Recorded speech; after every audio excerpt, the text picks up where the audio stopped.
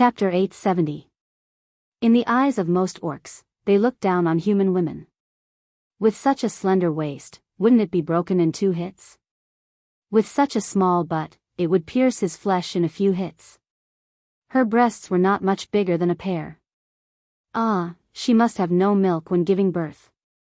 This alliance messenger Jaina was really ugly. Feeling the disdain from his own orc guards, and even an orc who called Jaina an ugly woman at a volume of 100 decibels, Sal's eyebrows kept twitching. Sigh, the difference in aesthetics brought about by different races and styles was unbearable. As someone who had grown up among humans, Sal had completely accepted the aesthetics of humans. Like any adult male, he was shocked by Jaina's soul-stirring beauty. Back then, when Orgrim had stolen him from Gohalton Castle and sent him to Brill, Sal was still a slave gladiator. When he was growing up, it was as if fate had coincided. He met a servant who had immigrated from Hillsbrad. The servant had a daughter named Taretha Foxton. She was a little girl who had never seen war with her own eyes. Because of the death of her own brother, she projected Sal, who had been taken care of by her parents, as a substitute for her brother. She was not afraid of this green-skinned orc at all. She often taught Sal, who knew nothing about human society, many things in private. She secretly gave all kinds of books to Sal to read without his master's knowledge, and secretly exchanged letters with Sal for many years. Taretha's behavior was not only like a kind mother, but also like a good sister who took care of her brother. She cultivated Sal to be a good leader who was both tolerant and dignified. Even though Sal had been separated from Teresha when he broke free from Briar's cage, at this moment, for some reason, he felt that Teresha's voice and appearance overlapped with this female emissary of the alliance in front of him. Sal sat on the rough chief's throne, opened his arms, and spoke in the common human language with a Lordaeran accent. Hello. Messenger of the alliance, I am the current chief of the tribe, Sal. May I have the honor of knowing your name? Beautiful lady. To everyone's surprise, Jaina bowed slightly and replied in the Blackrock tribe's orc language, Good day to you, strong great chief Sar. I am Princess Kurtiras of the Human Kingdom, leader of the Kalandor Pioneers and Alliance Ambassador Jaina Proudmoore. Almost all the orc guards became excited when they heard this. Proudmoore. A ferocious family named second only to Marcus among the older generation of beastmen. The old warriors who had experienced the second battle of the Dark Portal might not understand why Duque was the mastermind, but they definitely knew that the fleet that buried hundreds of thousands of elite orcs was the fleet of a man named Proudmoore. Not only that, but this woman also claimed to be the pioneer of Kalandor. Did this mean that the despicable humans had tricked them out of the human territory, and now they wanted to take over this barren land that the orcs regarded as their own backyard? The orcs were clamoring. However, as Sal suddenly raised his hand, all 5,000 beastmen instantly fell silent. Even though many of the green-skinned beastmen were red in the face, no one dared to make a fuss or attack Jaina. Even Jaina, who was used to seeing the elites of the Alliance, was secretly shocked that Ling Xing's actions had reached such a level. Sal's voice sounded again. This time, he spoke in the orc language, although I would like to say, welcome. The word, welcome, has always been reserved for our own people and friends. I just don't know if the emissary's intention is war or peace. Jaina shook her head slowly. Chief Sal, Brill, where you grew up, is still a paradise for the undead until I speak to you. The war has not ended, but it is not a war between the Alliance and the Horde, but a war between the living and the dead. If the silence just now was the silence of people panting and suppressing their anger, then the current silence had evolved into absolute silence. Almost every orc sucked in a breath of cold air. From the slightly stifling battle in Dalaran's territory to the continuous stream of injured orcs turning into ashen undying beasts, the undying realm. Every orc present had experienced the horror of the undead army. Even on the ships that came here, there were still some orcs who concealed their injuries and turned into undead along the way, harming their own compatriots. There were a total of 13 ships that, because the captains were soft-hearted or careless, didn't control the undead well or disinfect them, and as a result, these ships all turned into ghost ships floating on the endless sea. Sal and Wajin looked at each other and then nodded to Varrock, who was leading the army. He stood up and raised the hammer of destruction, to announce to the orcs, for the time being, the grievances between the alliance and the horde will be put aside. In order to let the dead rest in peace and let the living continue to have the right to live, I declare that the alliance emissary is a friend of the horde. Everyone, dismiss. The horde's 5,000 orc army dispersed in an uproar. This allowed Jaina's heart to relax a little. Woken made an inviting gesture and led Jaina to follow behind Sal into the great chieftain's tent, which was as tall as 3 people. Sal sat down on the most gorgeous velociraptor skin in the tent. When he invited Jaina to sit down, Jaina didn't hide her disgust. With a flick of her finger, a chair made of pure ice suddenly appeared under Jaina's buttocks. Stopping the guard, Sal frowned slightly. Lord Proudmoore is a mage? Yes. Radiant Moon.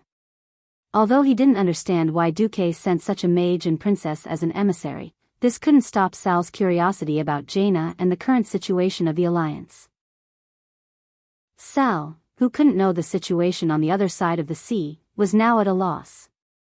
He hoped to meet a more immature diplomatic emissary than him, which would give him more initiative in the following negotiations. Sal was indeed very smart, and he had also seen the human world. Unfortunately, many things in the world were not equal. He had been in Lordaeron for a long time, so he couldn't understand how advanced the technology in the southern part of the continent was. Also, because of the unequal intelligence, he couldn't judge the intention of Jaina's next words. After all, Sal was only a 15-year-old boy. No matter how talented he was, there was still a huge gap in experience between him and Jaina. If Orgrim was still there, it would be better. Unfortunately, the only advisor around him was Wajin, who also knew little about human society. At this point in time, although Wajin was wise, he was just a country bumpkin who had just escaped from the jungle of Stranglethorn Vale. When Jaina spoke, Sal and the others were perfectly led. Chapter 871. A truly outstanding lie that could deceive people would be 90% true and 10% false.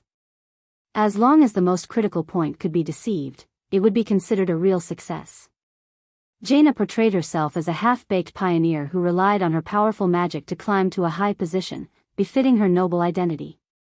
In the following conversation, she revealed the predicament of the alliance, intentionally or unintentionally. Although I don't want to admit it, I have to be honest. The alliance is in the biggest crisis since its establishment. The capital of Lordaeron, the leader of the alliance, has fallen because of the rebellion of the fallen prince. The current situation is that the king of Lordaeron has been killed, and 2/3 of the territory has fallen into the plague. The Dalajan has been destroyed, and Antonidas has been captured and turned into a great lich. The Stormguard king Galan Trollbane has been turned into an immortal, and Gilnas has been defeated, and was forced to release endless werewolves from the Emerald Dream. If Jaina deliberately leaked the information, it would undoubtedly be extremely stupid to expose one's own weakness on a diplomatic level. A weak alliance would undoubtedly weaken one's bargaining chips in negotiations. On the other hand, it could also be used as a warning to the enemy. Lordaeron, Dalajan, Stormguard, and Gilnas were all countries that had dealt a heavy blow to the Horde during the previous battle at the Dark Portal. The bravery of the soldiers of these countries was still deeply imprinted in the hearts of many of the older orcs. However, such powerful countries had all been destroyed. One could imagine how ferocious the Calamity army was. In the imagination of the orcs, the fall of the capital, the death of the king, or the death of the king, was definitely a state of annihilation. The intuition of the orcs was amazing. Coupled with the mysterious shaman witchcraft, if Jaina were to lie, Thrall would see through her at any moment. When that happened, it would not be fun. However, every word and situation that Jaina said was the truth, which made it seem like the other things that Jaina said were more like arguments to boost her morale. For example, but we are not afraid. We still have the strongest commander of the Alliance, Duke Marcus. He and the Stormwind army led by Sir Lothar, together with the tanks of the Iron Furnace Fort. A total of 200,000 troops are landing in South Shore. We will definitely recover the entire Lordaeron continent. Was Thrall worried about Duque? Of course. However, at this moment, Azeroth, the best actress of the year, Jaina, had already led Sal and the rest into a trap. How could Sal possibly know that the situation in Rotterdam was actually far from what they had imagined? The next scene was even more exciting. Just as Jaina was complaining, Varrock came in and said, "Great Chief, a human guard insists on interrupting your meeting with the Alliance emissary. He wants to inform the Alliance emissary directly." Sal said, "Let him in." An Alliance guard was led into the tent by Varrock. He hurriedly whispered something to Jaina. Jaina shuddered and gritted her teeth, as if she had decided to confess. The latest news is that the Scourge used the traitors of the Silver Moon Council to attack Kuel Salis with the teleportation circle. Now that Silvery Moon City has been destroyed, Breaking Dawn Archmage and Astrian Sunstrider, the king of Kuel Salis, has joined the Scourge army and become a great lich. In the end, Jaina added, "I already knew that the Doomsday army had their eyes on the High Elves. I just didn't expect it to be like this." Jaina's bitter and embarrassed look made the young Sal's heart soften. At this time, Jaina said, "It is precisely because we are worried that the situation in Lordaeron will collapse. If we do not handle it well, even Stormwind City and Iron Furnace Castle in the south will not be able to defend. So Commander Marcus sent me to lead a group of refugees to the west to cross the Endless Sea and build a refuge in Kalimdor. This time, I came to ask the tribe to temporarily not attack the refuge built by the Alliance on Thermore Island for the sake of us all living beings." As soon as this sentence came out, Sal, Wajin, and other tribal leaders suddenly had a sense of resonance with the people who had fallen into the same predicament. It turned out that the once incomparably powerful Alliance had fallen to this point. For a moment, even Sal and the others felt their hearts sink. After Jaina put out a lot of useless non-aggression treaties between the Alliance and the tribe, Sal politely asked Jaina to go and rest first. Then, of course, it was a closed-door meeting of the tribe leaders. Sal spoke first. "What do you think of the proposal of the Alliance this time?" Varrock Seraphar gestured at the rough map in the big tent. The current map in the tribe's hands was so rough that there was no shadow, only a scribbled coastline and a few general areas. Except for Duroder, which was a little clear, the barren land in the west, the Stonetalan Mountains in the west, and the Dustwallow Swamp in the south were all blurred. Varrock gestured for a long time, but still frowned and said, "Too close." Yes, Thermore was too close to the tribe's new capital. It was like a sharp dagger hanging around the tribe's neck. In case the Alliance went to war with the Horde, the Alliance's fleet could sweep the entire east coast of Duroder and the Echo Islands where the trolls lived within 3 days. Sal did not speak, he looked at Wajin. The troll leader said, "As an emissary, she must have a lot to hide. But everyone will have their own secrets in their heart. My intuition tells me that every word she said is true." Varrock nodded, "I also think it is true. We have all seen how terrifying that damn undead legion is. It is not unusual to have such a result." Sal sighed, "Then we have a conclusion. Let's accept this alliance for the time being. In case something goes wrong in the future. Let's destroy Theramore's alliance first, don't give the alliance a bridgehead to step into Kalimdor." Half a day later, Jaina returned to Thermore with a 5-year non-aggression treaty between the alliance and the Horde. When she returned, she found that the magic communication array with the Eastern Kingdom had been set up, so she sent the message back, along with what she had seen and heard. In her bedroom, Jaina used a basin placed in the middle of the room to wash her feet while humming happily, "Humph. Let me develop with peace of mind and nail Theramore to the Kalimdor continent. Stupid orcs. You dirty green-skinned creatures are only worthy of drinking the princess's foot-washing water." At this time, a sudden voice came, "Well, you did a good job this time. Sal really should drink your foot-washing water." The voice almost scared Jaina to the ground. Chapter 872.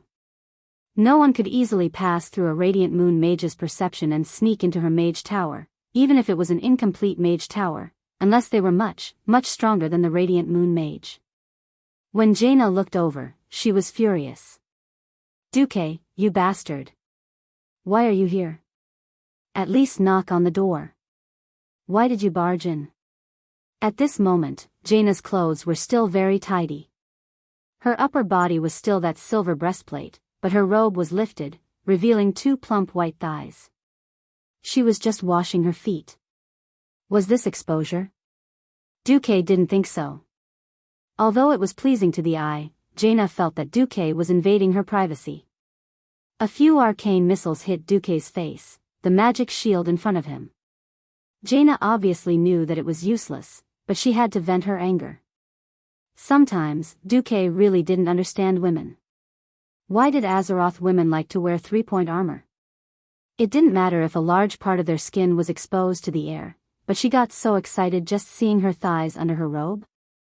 Why did Alucia get so passionate when she was playing human alchemy with him, and then chase him out after changing clothes? Well, men probably wouldn't understand this kind of thing about modesty for the rest of their lives. Duque, this idiot, actually added fuel to the fire at this time. Didn't you say last time that you could let me take a treasure that you've preserved for 27 years at any time? Why is it like this just looking at your feet, you bastard? I've changed my mind. If you have the ability to bring me the title of Lady Marcus, I'll give you my treasure immediately. Jaina showed her power, and this time she started throwing big fireballs. Duque had no choice but to bitterly be a target, using his magic shield until Jaina calmed down. After a while. Have you calmed down? No. Jaina gritted her teeth. Oh. Then continue. Damn it. Duke, come here and let me bite your arm.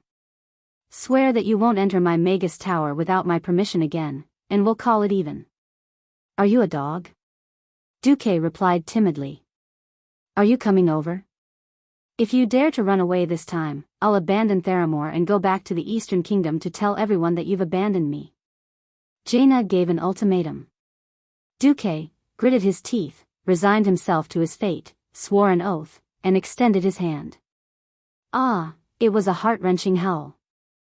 Who was it that was screaming in the silent wizard tower? In the end, was it a tragedy of human relations? Or was it a terrifying supernatural phenomenon? Please listen, poo poo poo. When Duque came back to his senses, he felt that it was really painful. What happened next left Duque scratching his head in confusion. Jaina did bite, and when she let go, a deep but small bite mark was left. One moment, Duque was on the verge of tears, and the next moment, Jaina quickly applied the red healing holy water produced by Stratholme on Duque. Seeing Jaina treat his wound with great care, and even licked away the few drops of red medicine that flowed out with her small tongue, the shameless Duque suddenly felt that Jaina was actually quite sexy. Sensing that the atmosphere had become ambiguous, Jaina acted like a dead pig unafraid of boiling water. What, you're finally moved by me?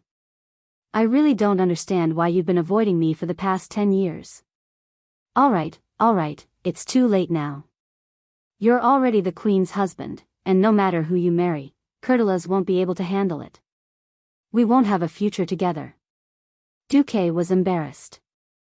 This was the downside of magical communication. She was too well informed. Sensing that the atmosphere had cooled, Duque did not continue playing with fire. He began to ask Jaina about the details of the mission. After that, Jaina asked, "You wanted me to build a bridgehead and balance the relationship with the Horde, and I did it. What's next? I don't know why Archimonde hasn't come to Kalimdor for so long. But once he comes, the war over the Well of Eternity will be unavoidable. When that time comes, the opportunity for the Night Elves, the Alliance, and the Horde to unite will appear." Jaina suddenly asked, "Are you confident that you can deal with Archimonde? If it's just the Alliance, about 30%, and the price will be the destruction of all the Alliance's elite troops." Jaina was very smart, and she immediately sensed what Duque was thinking. It wasn't that the Alliance couldn't fight the Burning Legion alone, but the price would be too high. If the Alliance really sacrificed everything for the world of Azeroth, it would be the rise of the Horde, and the destruction of the humans, elves, and dwarves. Duque was doing this because he wanted to shoulder the burden and dig a pit together. Her mission this time was actually a covert move against the Horde. At the very least, it would force the Horde to go all out. When the time came to face the Burning Legion, who would survive would depend on their own abilities. Jaina was silent for a while, then changed the topic. Senior brother Ronan, I've already sent a ship to Azhara. As long as he's not too unlucky, with the strength of him, Lilith, and that Miss Abendis, it shouldn't be too big of a problem for them to contact the legendary night elves. Duque said in a low voice, all right, now we just have to wait for the opportunity to join forces. Do we wait for Archimonde to come? No. If we wait for Archimonde to come, it'll be too late. Duque tried hard to recall this part of history that wasn't completely unrecognizable. It wasn't easy to stop Archimonde's attack. After Archimonde came ashore, the commander of the Burning Legion would fly into a rage and summon a large number of Apocalypse Guards, as well as the elites of the Scourge army. If they wanted to face Archimonde directly, they had to at least get rid of his lackeys to force him out. Thus, the most ideal situation was to set up defenses at Mount Hyjal, the home of the Night Elves, before Archimonde set foot on the Kalandor continent. Suddenly, a silver magic lamp lit up on the highest floor of the Mage Tower, blinking. Jaina snapped her fingers, and Egwene's voice sounded. Apologies for interrupting your reunion. A messenger from the Horde riding a wyvern just came to our northern sentry tower. He said that the Chief Sar wants to see you urgently, and hopes that you can go as soon as possible. Jaina and Duque looked at each other. I'll be back soon. 10 minutes later, on the other side of Orgrimmar, a magic circle surrounded by orc guards began to glow. That was the magic formation that Sar had allowed Jaina to use when she needed an urgent visit. Brock, who had been waiting for a long time, was stunned when he saw Jaina appear on the magic formation with 2 female magician guards. He then said in broken common language, Lady Jaina, follow me. Chapter 873. Sal was very worried. He did not know if he had made the right decision by asking Jaina to come. It was not a good thing for a young leader to show his weakness to an alliance that was once an enemy. Wajin gave Sal determination. We have no choice. If the other party can easily destroy such a powerful clan in the Horde, they have the ability to destroy all of us, even Theramore's alliance advance force. The weak had to stick together. This was an unchanging law. After seeing Jaina, Sal's first words were, the Warsong clan of the Horde is in a place called Grey Valley in the north. The entire clan, along with 5,000 workers, nearly 30,000 people, are missing. Jaina's face was full of shock. Although she did not personally experience the second battle of the Dark Portal, Jaina had been trained by someone who had thrown her into the Tirisful woodlands in a world of ice and snow. Jaina was very clear about how powerful the 20,000 Warsong tribe beastmen were. But the change in her eyes in the next moment betrayed her inner thoughts. Sal suddenly lost his voice. You know what's in Grey Valley. Damn it. This orc is too smart, and his intuition is too amazing. Jaina spat disdainfully in her heart, but she could not show it. If she guessed correctly, this might be the opportunity that Duque had been waiting for. Maybe I know. If you can, for the sake of the new common threat, please tell us. Jaina took a deep breath. Do you know the High Elves? Sal nodded. I've heard of them from the former Chief Orgrim, and I've occasionally seen a few of them in Lordaeron. Then do you know that the High Elves were actually exiled by their compatriots thousands of years ago, then crossed the Endless Sea to reach the Eastern Kingdom, and finally established their own kingdom in the northernmost part of the continent? You mean, the Night Elves? This is a tribe that only exists in the ancient legends of the High Elves. Even the High Elves themselves have not seen them for at least 7,000 years. In the entire alliance, we are not even sure if they still exist in the world. But if there is a force in the north of Kalandor that can annihilate more than 30,000 orc elites in one go, I can only think of the Night Elves. Sal anxiously asked, what are the characteristics of the Night Elves that you know? Jaina glanced at Wajin, who was not far from Thrall. Legend has it that the ancestors of the Night Elves were also trolls, so their characteristics should be more similar to forest trolls. However, when the Night Elves exiled the High Elves, the Night Elves were ruled by druids who advocated nature. Oh no. Thrall's face turned pale. I sent the Warsong clan to Grey Valley to cut down trees. If you don't court death, you'll die. There really was no limit to courting death. Duque only revealed the knowledge that Jaina needed, so Jaina couldn't know more. It was enough to tell the tribe that they had provoked an ancient and powerful race. Jaina still remembered what Duque said to her before he left: the night elves should exist. However, they were a race even more stubborn than the high elves. They needed an opportunity to break through their self-imposed blockade. Don't worry, we don't need to do anything. According to the characteristics of the tribe, they will definitely clash. Which of the high elves are the night elves more inclined toward? The rangers. However, their love for the forest is more extreme. Back to the present. After hearing Thrall say that he had sent the Warsong clan to Grey Valley to cut down trees, Jaina really laughed out loud. The night elves loved nature and regarded the forest as their life. If they met a tribe that insisted on cutting down trees to build houses, it would really be laughable. As Jaina expected, the Warsong clan was in huge trouble. Everything was fine at first. After entering Grey Valley, Warsong first carefully cut down trees on the periphery. However, Grom soon found that the trees on the periphery of the forest did not meet the requirements. They were too young. In a great city, the taller the better, the thicker the better, the stronger the giant wood. Without finding any danger, Grom waved his hand and divided the clan into 4 groups of 5,000 people. They surrounded the woodcutters and set off into the depths of the forest. After 2 days in the forest, they found the giant trees they wanted. However, in less than an hour, a nightmare came. It was a silent, swift arrow from the darkness of the forest. It was as dense as heavy rain, but as accurate as a poisonous snake. They aimed at the vulnerable eyeballs and unprotected throats of the orcs. The warriors of the tribe were never afraid of arrows from the front. Even when facing a dense array of arrows from the humans, they were confident that after a certain amount of sacrifice, they would be able to pull the battle into close combat. Not this time. The mysterious enemy used the essence of guerrilla warfare to the extreme. They attacked and ran, and all of them were killed in one shot. Before the orcs could rush over, the enemy would disappear into the forest like a ghost. Most of the time, entire squads would perish in battle without a sound or a trace. In just half a day, the Warsong clan was forced into a desperate situation. More than 10,000 Warsong warriors had fallen in the forest, and the 5,000 woodcutters were almost completely wiped out. Grom tried to lead his people out of this desperate situation, but the enemy was still relentless in their pursuit. Any shouts would be met with silence from the other side, replying with even sharper arrows. Grom despaired until he smelled a familiar scent, the scent of demon blood. Why would there be demon blood in the forest that he had not seen for 20 years? Grom's first thought was that this was a demon's plot. But did he have a choice? Drink. Perhaps he and his people still had a way out. Not drinking.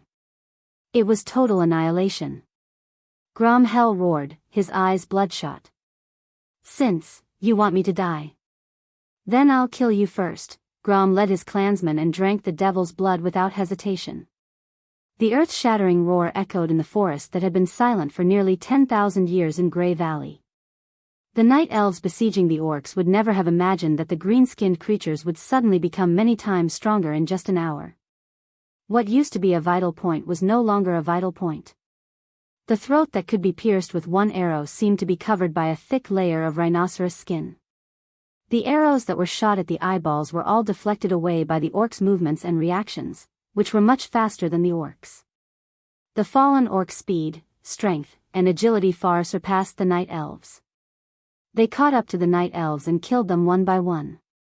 They cruelly dismembered their corpses and even chewed on their flesh.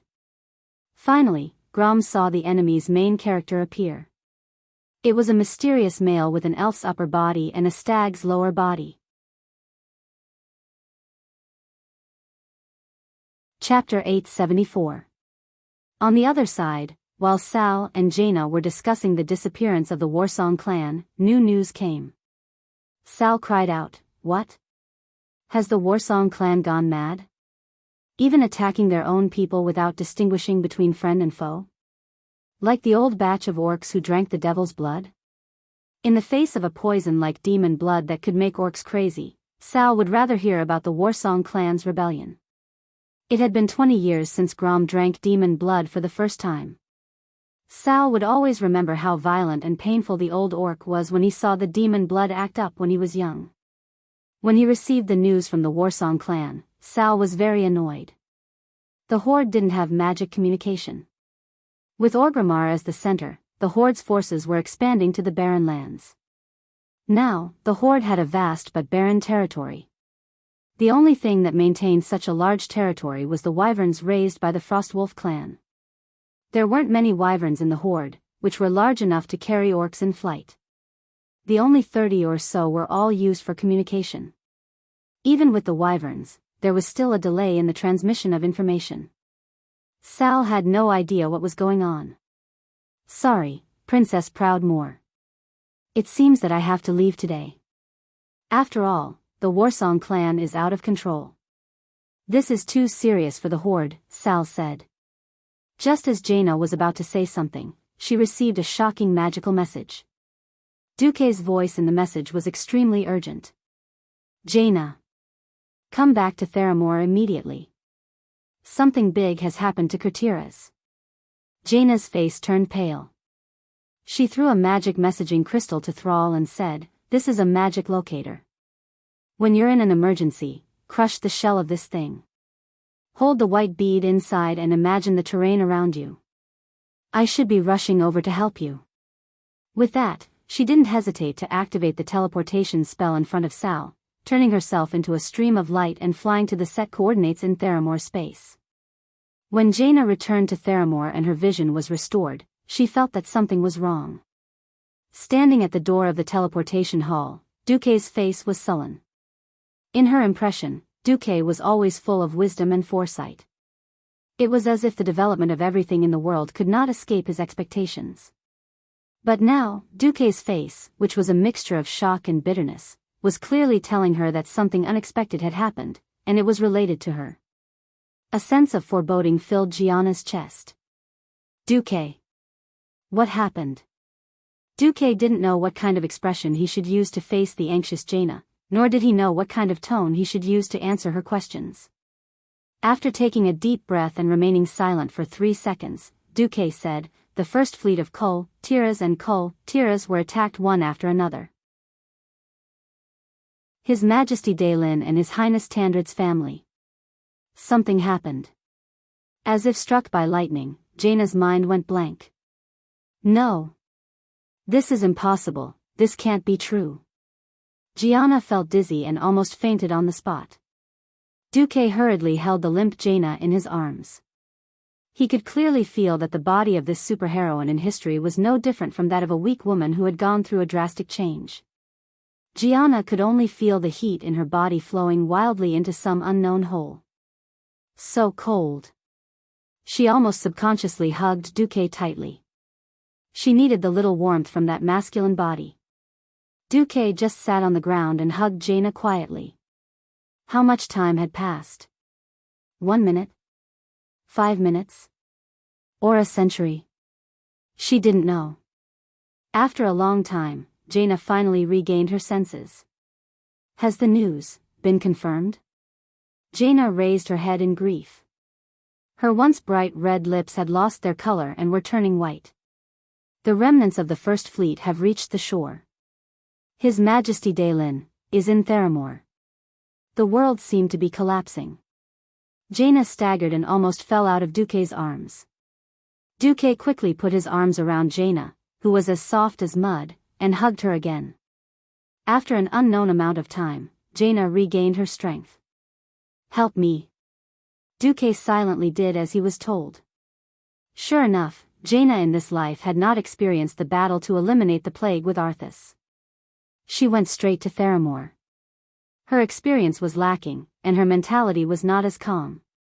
Just like that, Duque helped Jaina out of the lowest floor of the Mage Tower. Surrounded by a group of guards, they arrived at the newly built medium-sized church in Theramore. Through the open door. What did Jaina see? Her father, who she had cursed countless times but was like an unkillable cockroach, who had miraculously survived time and time again at sea, was lying coldly on the altar in the middle of the church. His lower body was covered with the flag of cultiras. He was so quiet, a far cry from the father who always spoke in a loud and gruff voice in her memory. He had deliberately alienated her because of the royal power, treated her indifferently, and exiled her in disguise. All the accumulated resentment disappeared at this moment. Jaina struggled to leave Duque's support and threw herself on the altar. She touched her father's body with trembling hands. Sparkling tears fell, dripping onto the flag of cultiras, and blossomed into blossoms. For a long time. For a long time. Jaina's shoulders stopped trembling. Father. How did he die? It's Archimonde. A female voice interrupted. It was only at this moment that Jaina noticed that the woman she had once found an eyesore and hated, her father's lover, Jaina Goldsword, was sitting not far away.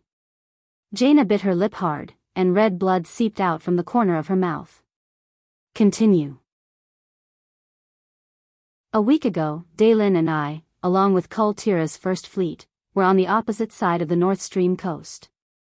It was about 500 nautical miles away, and we were cleaning up the ghost ships floating on the sea full of undead. Then Archimonde suddenly appeared from the bottom of the sea. There were no signs at all. He was like a mountain rising from the bottom of the sea, and he directly cut the entire B squadron in half. Jaina Goldsword's face was also filled with unconcealable sorrow. As she spoke, there was even a priest treating a terrible wound on her abdomen. Daylin tried to rush over and delay Archimonde so that more people could escape, but Archimonde just pointed his finger, and a black light shot out from his hand and hit Daylin. What were you doing? Jaina was furious. Duque stopped her and shook his head.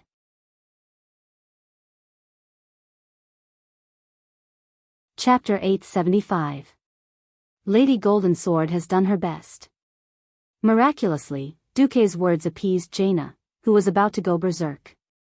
Jaina was silent, but her tears flowed down her face like a dam that had collapsed. Jaina Goldensword continued. Archimonde seemed to be venting. After destroying every living creature in his field of vision, he sank to the bottom of the sea again. He may have gone west, or south. When I woke up, it was the second squadron of the first fleet that saved me. Next, it was another General Kultiras who narrated. For some reason, Kultiras had also been attacked. However, this time it was not the Scourge, but tens of thousands of powerful Naga. Unlike the Naga under Duque, this batch of Naga was ink black in color. Their eyes are blood red, just like those berserk orcs. The survivors seem to have heard that the leader of the Naga was called Vasht. Vasht? Duque blurted out. You know? Jaina grabbed Duque's sleeve almost instantly. Duque smiled bitterly. That's an even more powerful Naga clan in the depths of the endless sea. The Furious Scale clan under me can't even compare to the patrols of the Vasht clan. Jaina did not speak, but she deeply imprinted the name Vasht in her heart. The general continued, the island of Kultiras has been destroyed. His Highness Thenred led the Imperial Guards to launch a desperate charge against Vasht, but was shot to death on the dock on the spot. Many survivors saw it, and the young Highness' ship was destroyed. No one would have thought that Kultiras would be destroyed almost overnight, and the main bloodline would be wiped out. Jaina Goldensword gritted her teeth. Kultiras has been destroyed, but Kultiras is not the first country to be destroyed, and it will probably not be the last. Your Highness Jaina Proudmoore, the heavy responsibility of restoring the country now falls on your shoulders. Your Highness, please ascend the throne as soon as possible and restore Kultiras. In response to her words, the civil and military officials of Kultiras all knelt down.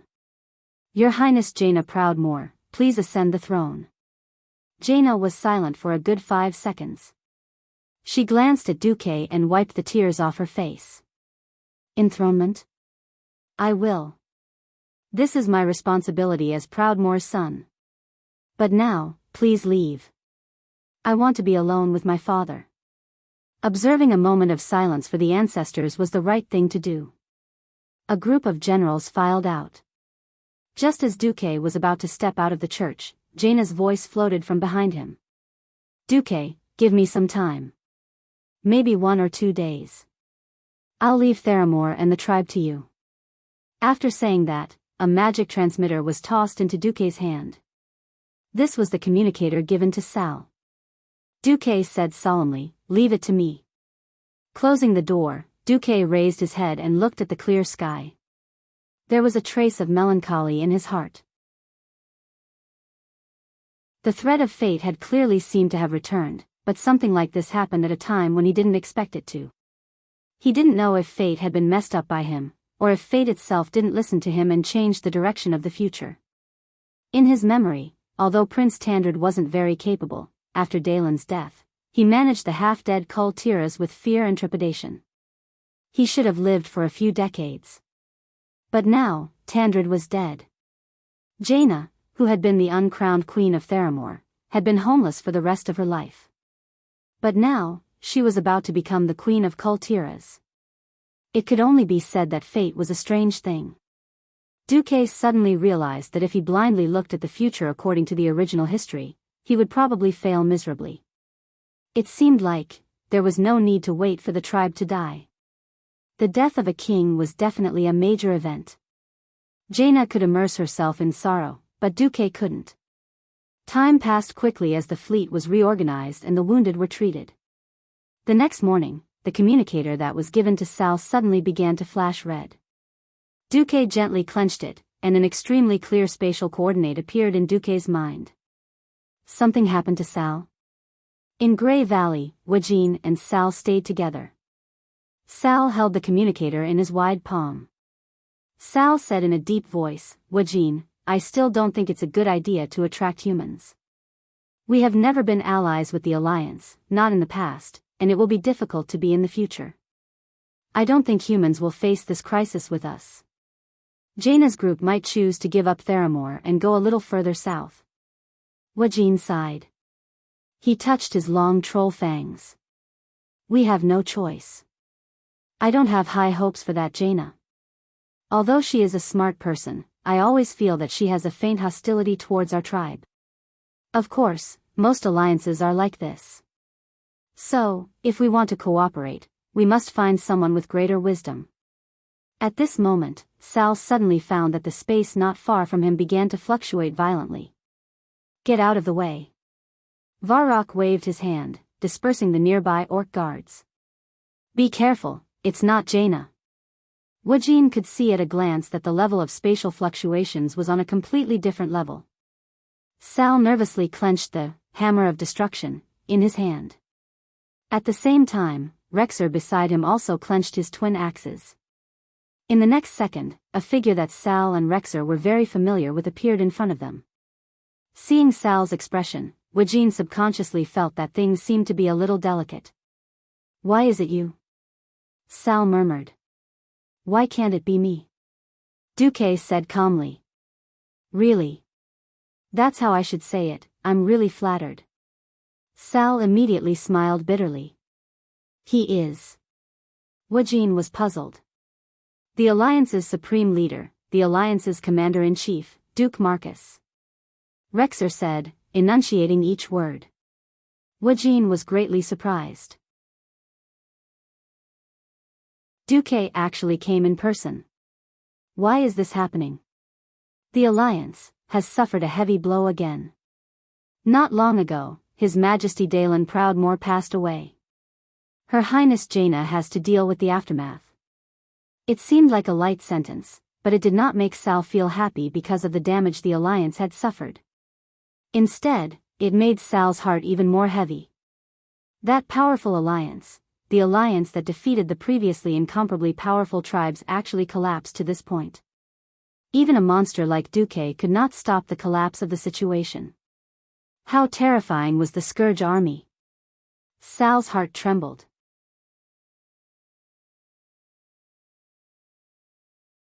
Chapter 876. Sal's performance made Wajin extremely worried. Indeed, Sal was very talented as a leader. Before the talent was transformed into an ability, it was just an ability that had not yet been fulfilled. If the commander of the Alliance was not this powerful young mage who claimed to be 29 years old but looked like an 18-year-old, perhaps Sal would have enough room and time to grow. However, looking at Duque, Wujin instantly felt the gap between the two leaders of the alliance and the horde. Whether it was personal strength, charm, courage, or temperament, Duque was 9 streets ahead of the 15-year-old Sal. Not every leader had the courage to come alone to the middle of what was once the enemy's formation. After all, they were once enemies, and anything could happen. Duke showed up, showing off his courage and insight without any scruples, as well as the strong magical aura around him that was like the sun. If it were an ordinary high elf mage, Wujin would have at least 70% confidence in killing him with his whirlwind blade that had been strengthened by troll witchcraft. Duque, from the moment he appeared, Wujin had an intuition that not only he and Sal, but all the orc guards around them were locked by some unknown mysterious power. As long as they acted rashly, what awaited them would be a thunderous blow that would kill them. This was not an illusion. Rexer seemed to be staring at the side, but his forehead was sweating. Varrock and Brock were both unusually nervous. Only Sal, his intuition sensed something else. Duque had no malicious intentions, at least not now, and Duque had a way to solve the problem. He still remembered what Orgrim had said before his death: Duke Marcus is the most terrifying enemy. You will never know whether or not you are dancing in the palm of his hand, even if you plan a 2-step, 3-step, or even 10-step scheme. Orgrim also said, but he is also a kind and abides by a certain creed. At that time, Sal asked why he said that. Orgrim replied, I am, or at least alive. That is an example. He had 1,000 ways to kill me and Rexer after I was captured. But he gave up. So, if I had a choice, would want to be friends with him, not enemies. Thinking of this, Sal's heart quickly calmed down. His performance made Woking secretly happy. Duque glanced at Sal and said, Don't worry. The Burning Legion that once dominated you beast men, their commander Archimond is on the way to Kalimdor. On behalf of the Alliance, I can promise the Horde that before we kill Archerons, the Alliance will not take the initiative to declare war on the Horde. For some reason, even though he didn't want to show it, the moment Duque made the promise, not only Thrall, but the powerhouses like Wujin, Rexer, Brock, and Varric all heaved a sigh of relief. Sal said, All right, for the sake of a common enemy.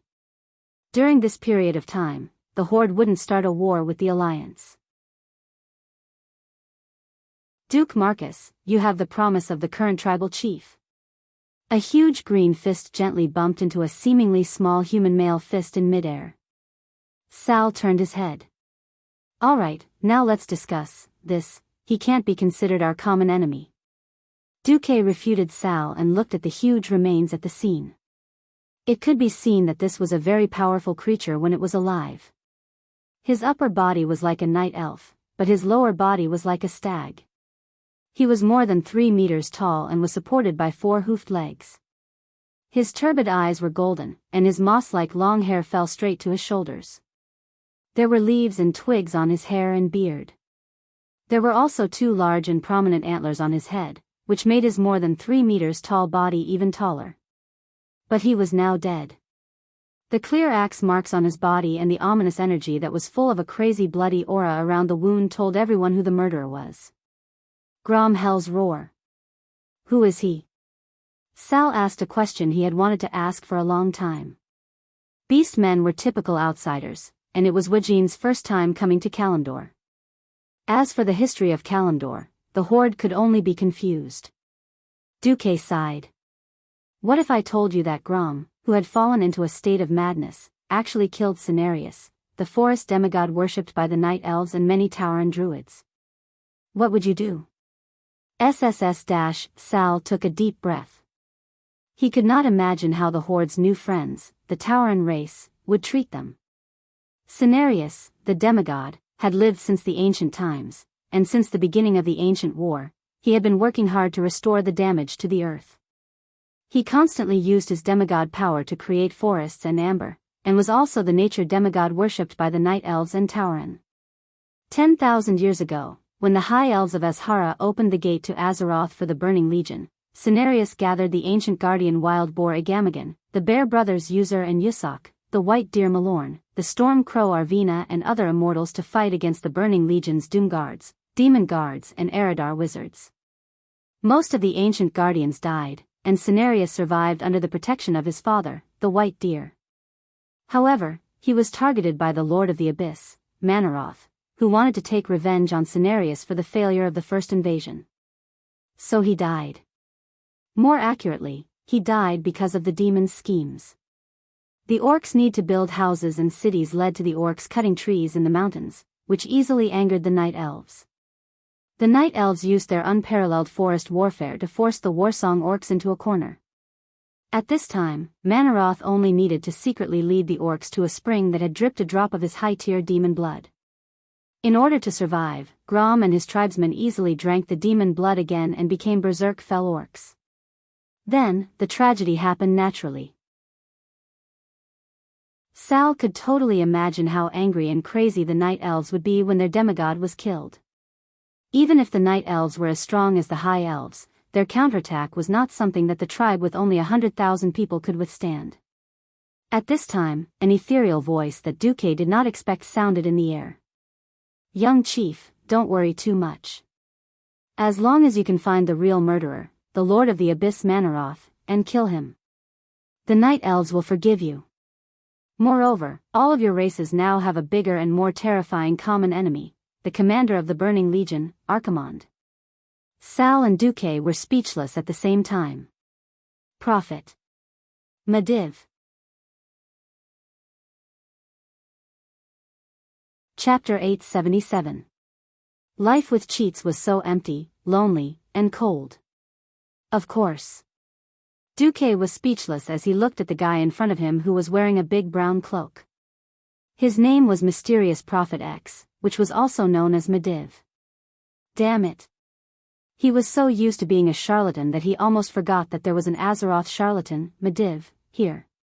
Duque was also speechless about Medivh. Before the third battle of the Dark Portal, Medivh was a scam. Not only did he open the Dark Portal after being possessed, he even left a huge mess for the entire Alliance to deal with. However, before the third battle began, Medivh had predicted, or perhaps seen, the arrival of the Calamity Army. Regardless of whether he saw the incurable disease of the Rotterdam Kingdom or something else, he had informed several important people that the Rotterdam Kingdom was hopeless, and that they should escape if they didn't want to be on the sinking ship.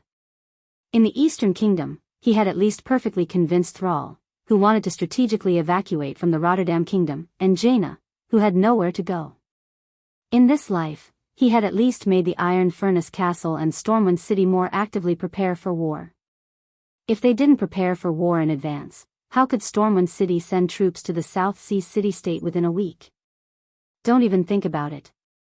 Even though Duque had promoted the development of a lot of advanced technology, such as railway transportation, it would take at least 2 weeks to gather the food needed for the army. However, since Medivh was such a charlatan, why didn't he think of a way to hide a few paladins in the Rotterdam Kingdom when the fool returned to the Rotterdam Kingdom? At that time, Second Fool had not completely fallen. With his half-baked Death Knight skills, if Uther, Mograine, Sidan, and the other macho men were all there, it would be a group of holy knights surrounding Arthas and using holy light, small hammers to hammer his chest. Even if the fool had F-cup chest muscles, he would still be hammered to an A-dash. On the other hand, Duque was convinced by Medivh's ability to persuade the night elves, orcs, and humans to join forces. The appearance of the Medivh stunned the people of the tribe. Then Sal took the lead. They all punched their chests and bowed. "Greetings, Prophet." Duque was speechless at the formality of their etiquette. It was understandable. To the tribe, Medivh was definitely a great benefactor. Without Medivh's reminder, the horde might not have risen up so quickly. If it was too late, the horde would have been devoured by the Calamity Army, or they would have been used as cannon fodder by the Alliance. The Orc Slave Legion would have been forced to fight against the sea of zombies. How could it compare to jumping out of the Alliance's traditional sphere of influence and opening a new city in a new continent? If the tribe was given a few more years to stabilize themselves, they would be able to compete with the Alliance. Duque was very unhappy about this. Unfortunately, there was nothing he could do. Medivh had such a heavy taste. Oh, it was universal love. He actually got together with the female orc, Garona, and even gave birth to a mixed-blood titan, orc, and human, Medivh. Duque was already giving him face by not calling Medivh a traitor. Alright, whether or not a traitor was a traitor would be up to the later generations of historians to judge. Duque couldn't care less. He couldn't split the Burning Legion when they were facing a great enemy. Seeing Medivh, Duque also bowed. Ah. Duque. Seeing you again, I'm sure both of us have complicated feelings. Medivh sighed. Once upon a time, Duque was just a small magic apprentice. He had outstanding talent, but was very far from the Breaking Dawn level. Duque was so close to becoming Medivh's disciple. Although he didn't know if that was a blessing or a curse. The last time they met, he was already on the verge of death.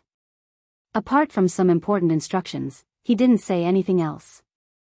Who knew that after 15 years, the brat from back then would become the pillar of the Alliance today? Medivh walked over and sighed again. Duque, you did well. I'm very pleased. If the Alliance didn't have you, the situation would be 100 times worse. But I think that since you sent an emissary to warn the Night Elves, you should agree with my plan to unite the Night Elves, the Alliance, and the Horde to deal with the most powerful and terrifying enemy, the Archaeans. Duque shrugged. With you there, I feel that sending Ronan was unnecessary. Medivh shook his head. No, with the Alliance's emissary as proof, as well as the magic fragments you sent Ronan. I managed to convince Tyron 3 days faster than I expected. With the Burning Legion able to reach Kalimdor at any time, even an hour is precious, let alone a day. But even if the Night Elves don't pursue the matter of Grom killing Cenarius, the Horde won't abandon our compatriots. Sar's words were immediately echoed by the other beastmen. Yes. We beastmen won't abandon any of our compatriots. Lexa raised his axe. We won't sit by and watch as the Warsong tribe is destroyed, Varrock replied. Is there no way to save Grom? Brock and the other beastmen shouted. Medivh frowned. I can teach you a magic formation that can purify the demon blood in the Warsong beastmen. But I've already lost most of my magic, so... Duque took the initiative. I'll set up the magic formation. Then what? Medivh looked at Sar, Duque, and the others. We have to make sure that Grom isn't injured as much as possible, and it's best if he's conscious when he enters the magic formation. The more heavily injured he is, or if he's unconscious, the weaker his willpower will be. The more corrosive the demon blood will be to his soul and body. After all, this isn't the first time he's drunk demon blood. If it gets worse this time, he'll never be able to get rid of the demon blood addiction.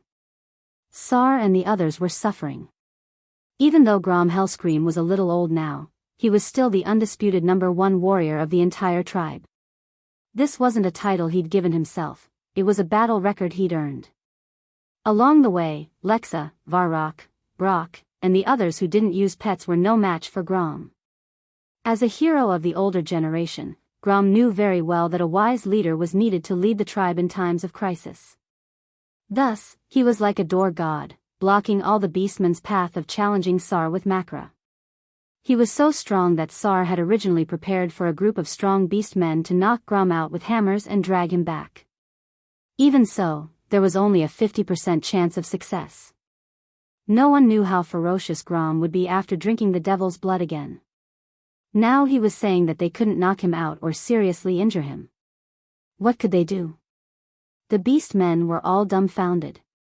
Let me go, Duque suddenly said.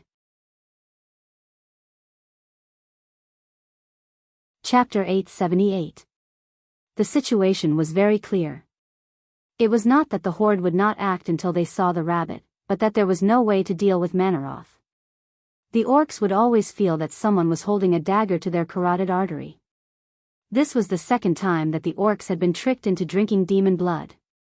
Moreover, Manaroth was the vanguard of the Burning Legion. If he was not dealt with, the army could not be assembled at all.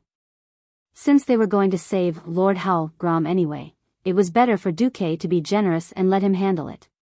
As for the magic circle, the Horde was confused. At this point in time, the horde had yet to establish contact with the shaman in their hometown. Even Sal himself was just a standard warrior, and he was not the powerful person who cultivated both magic and martial arts in the future. Duque easily found a magic node in Grey Valley, which was a moon well.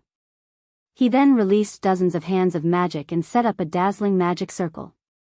Seeing this scene, the horde fell into silence. Wujin gently encouraged Sal, "Don't be discouraged. The lifespan of humans is short, and a monstrous talent like Duque might not appear in 1,000 years. In other words, Sal was younger. At most, he could wait until Duque died, then Sal would be able to make a name for himself. The alliance is too strong. The rise of the horde depends on your decision, young chief." Sal nodded heavily. 50 meters away, a cross-shaped vein appeared on Duque's forehead. Although they were far apart, and Wujin deliberately spoke in the troll language that Sal could understand, the system elves' wide listening range and the ferocity of the translation software were too much for him to handle. "Hey! If I say that I'm immortal if I don't die at the hands of the demon, will your horde collectively jump into the sea and commit suicide?" "Yes, yes." Calm down, the magic circle did not require much effort. Rather than saying it was a magic circle, it was more like a simple exorcism circle. As long as there was enough Stratholme holy water and moon well, everything else was only auxiliary. The moon well was a good thing. As the name suggested, the moon well was inextricably linked to the well of eternity. It turned out that after the well of eternity exploded 10,000 years ago, the energy of the well water formed the Azeroth magic web that we are familiar with today, while some other scattered energy was scattered all over the world. Hence, the Night Elves rebuilt the scattered energy into the moon well to serve the Night Elves. Legend had it that the moon goddess slept in the well of eternity during the day. The Night Elves believed in the moon goddess, so they named the wells created by the scattered energy of the well of eternity as moon wells. As the purest energy liquid, as long as the moon well wasn't overly polluted, it would have a purifying effect. Duque still remembered the days when he used to purify devil cloth into moon cloth to earn some money in the game. Once everything was settled, Duque spent about an hour to catch up to Grom and his warsong beast men under the guidance of Lex's scouts. He dismounted from the wyvern and looked into the distance. They had just attacked a night elf base, and the fell orcs were wildly destroying it. Duke Marcus, seeing that, they will also be participating in the upcoming war against the Burning Legion, please try not to hurt them. Lexa said in a low, muffled voice. You don't have to tell me, I will. Duque walked toward the camp filled with flames and blood without looking back. On the other side, kill. Kill. Kill. Ow ow ow ow, a dark green-skinned night elf hunter stared at the sky with grievances. She had died a long time ago. She and her compatriots had died here after failing to fend off the fell orcs with all their might. However, the fell orcs controlled by the devil's blood did not let them go. Even in death, the fell orcs continued to attack the corpses as if they were going to chop their corpses into pieces. Suddenly, the sky and earth darkened. A cold wind that seemed to come out of nowhere instantly extinguished the fire here, causing every fell orc to shiver. A huge illusion of Duque that was at least 15 meters tall appeared at the entrance of the camp. A voice amplified by magic rang out. Seeing the figure of the human mage with his cloak fluttering in the wind, almost every fell orc's scarlet pupils shrank. Especially Grom's hell scream. Duque's familiar and hated face easily evoked memories buried in his heart. Duque held his hands flat, palms facing up, looking like a clergyman ready to hug a lost sheep. Of course, in the eyes of the fell orcs, this was an extremely disgusting scene. Duque spoke, and with every sentence, his huge illusion took a step forward. Who is it? Who foiled the Horde's plot to occupy Azeroth? Who is it? Let millions of Horde die in battle in another world, become bait in the sea, become rotten meat on the yellow soil? Who is it? Defeated the great chief Orgrim in your hearts and turned him into a prisoner? Who is it? You were trapped in the wilderness for 13 years and lived a miserable life, living in fear every single day? Who else? Let hundreds of thousands of your compatriots become slaves. Let the next generation of beastmen grow up in a cage. 5 questions, one sharper and more provocative than the last. Not to mention Grom's hellscream and his warsong fell orcs in the camp, even Rexer, who was watching this scene from afar, could not help but tremble with anger. Sure enough, in the next moment, Duque announced the answer himself. The one who defeated the Horde was me. The one who made millions of Horde warriors die in battle was me. The one who dealt with your former great chief Orgrim was me. The one who made you unable to own any land and could only live in pain every day in fear of being besieged was me. The one who made the former warriors become human slaves was still me. At this point, the huge illusion of Duque showed an extremely evil smile that absolutely deserved a beating. Who am I? Am I not the great enemy of your Horde, Duke Marcus? Rexer, who was far away, knew that this was a type of provocation. He knew that Duque was now an ally of the Horde, but he just could not help but have the urge to hack Duque to death. If his clear-headed Horde was like this, how could the fell orcs, who were a little too hot-headed, endure it? Duque's illusion arrogantly swept his finger across the entire field. I am not targeting any of you. I am referring to all the fell orcs here. You are all trash, not satisfied? Come and bite me. Chapter 879. For a moment, Rexer's brain froze. In his impression, Duque was always so calm and collected, with the demeanor of a great general, a great commander. He always used light commands to send a large number of orcs to hell. Whether it was the first and second battle of the Dark Portal, or the recent battle of the Dalajan. Although the tribe had not figured it out before, how could they not think that Duque had deliberately given them heavy two-handed holy light weapons and dragged the tribe down with him? His ability to include enemies and enemies who were not his allies made the higher-ups of every tribe tremble in fear. That was why Rexer had always subconsciously thought that Duque was the kind of sinister pretty boy that the humans talked about. When had he ever seen a Storm Duke and the commander of the Alliance act like such a ruffian? On the other hand, even though he knew that everything Duque said was the truth, Rexer was still furious. He knew that Duque was helping the tribe to provoke him and taunt him. Moreover, it was a group taunt. Even if he was angry, he could only swallow it. The pain of being implicated made Rexer grit his teeth as if he had a toothache. Rexer and the clear-headed scouts were already so angry, let alone the half-crazed fell orcs. Duque was an enemy to begin with. Duque's words were also asking for a beating. Then what was there to think about? F***ck him. It was like a large bucket of ice water had been thrown into a pot of boiling oil. Including Grom, the fell orcs were completely enraged. A classic Loch-Tar. The green tide formed by the fell orcs charged directly at the virtual image of Duque. Kill. Kill. Kill. Tear him apart, kill Duke Marcus. The virtual image of Duque, who had just taunted them, turned around and ran without any heroic spirit. Running away after acting cool, how exciting. The scouts here had made a big mistake. There were not 5,000 fell orcs nearby, but nearly 10,000. Behind them were nearly 10,000 fell orcs with their weapons raised, madly chasing after Duque. In front of him was the incomparably bitter Rexer. Lexa had never imagined that the sound of close to 10,000 evil beast men roaring at the same time would be so shocking. It actually scared the wyverns so much that they flew into the sky and refused to come down. According to the original plan, they would sit on the wyverns and flee while letting Duque continue to release illusions to lure the violent guys on the ground. When Lexa finally managed to summon the wyvern, it was struck by Grom's flying axe, and there was nothing else to be done. The problem was that there were two pitiful figures leading a group of guards who had been driven out of the forest by the evil beast men. Woking. Thrall. Lexa's eyes almost popped out. He immediately understood that Sal and Woking were still worried and had secretly followed him. Lexa was just about to ask Duque to lead the fell orcs away, but Duque, that bastard, led all these fell orcs in Sal's direction. Even a young hero like Sal felt weak when he saw thousands of his fellow countrymen with red eyes and saliva dripping from between their fangs. They could not be killed or hit. As the saying goes, misfortune never comes alone. Suddenly, a rain of axes flew from behind.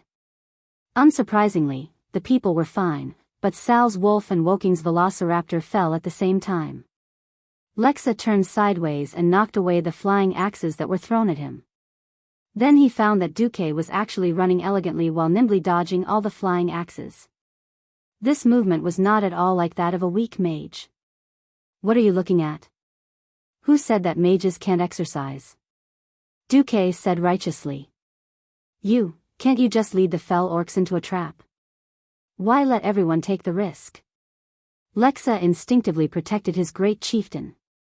Hey! Sal, isn't that your compatriot behind you? I'm just here to help. Duque waved at Sal. You can't expect a human to wholeheartedly save your fellow orcs, can you? Lexa's eyes darkened and he almost fainted. Heavens! It took almost an hour for the wyvern to fly over. How long would it take to run back? The problem was that moon wells were not cabbages on the side of the road. According to Mediv, there were about 15 moon wells in the entire Kalandor continent. The one in Grey Valley was already the closest. This distance was probably no less than 2 marathons of 80 kilometers. At this time, Sal had already run over to meet up with Duque. He gasped, Duke Marcus. Letting us run back like this, is this the plan of the highest intelligence commander of the Alliance? I'm afraid we'll be killed before we can run. Ring of ice. Duque snapped his fingers. A long wave of ice appeared out of thin air and pounced directly into the crowd of evil beasts behind them. The evil beast men behind them suddenly slowed down, and many evil beast men fell to the ground. At this time, the second wave of wyverns attempted to descend to meet Sal and the others. However, Grom did not go completely crazy.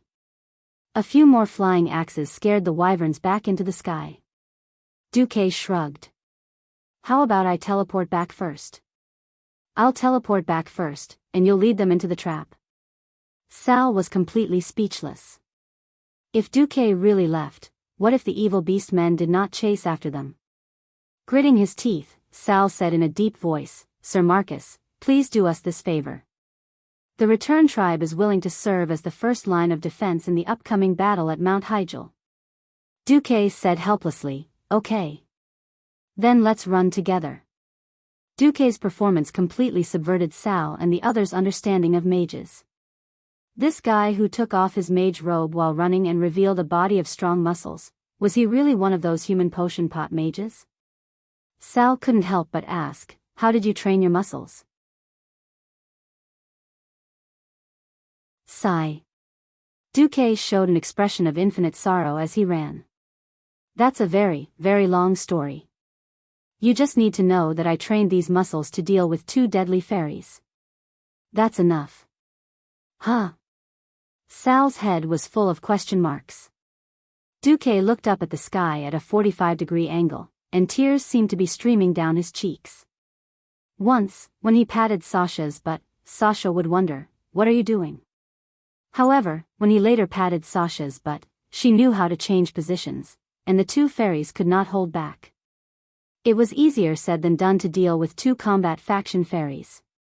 In addition to the wealth of knowledge from 10 terabytes of action movies, it was still that saying, to forge iron, one must be strong.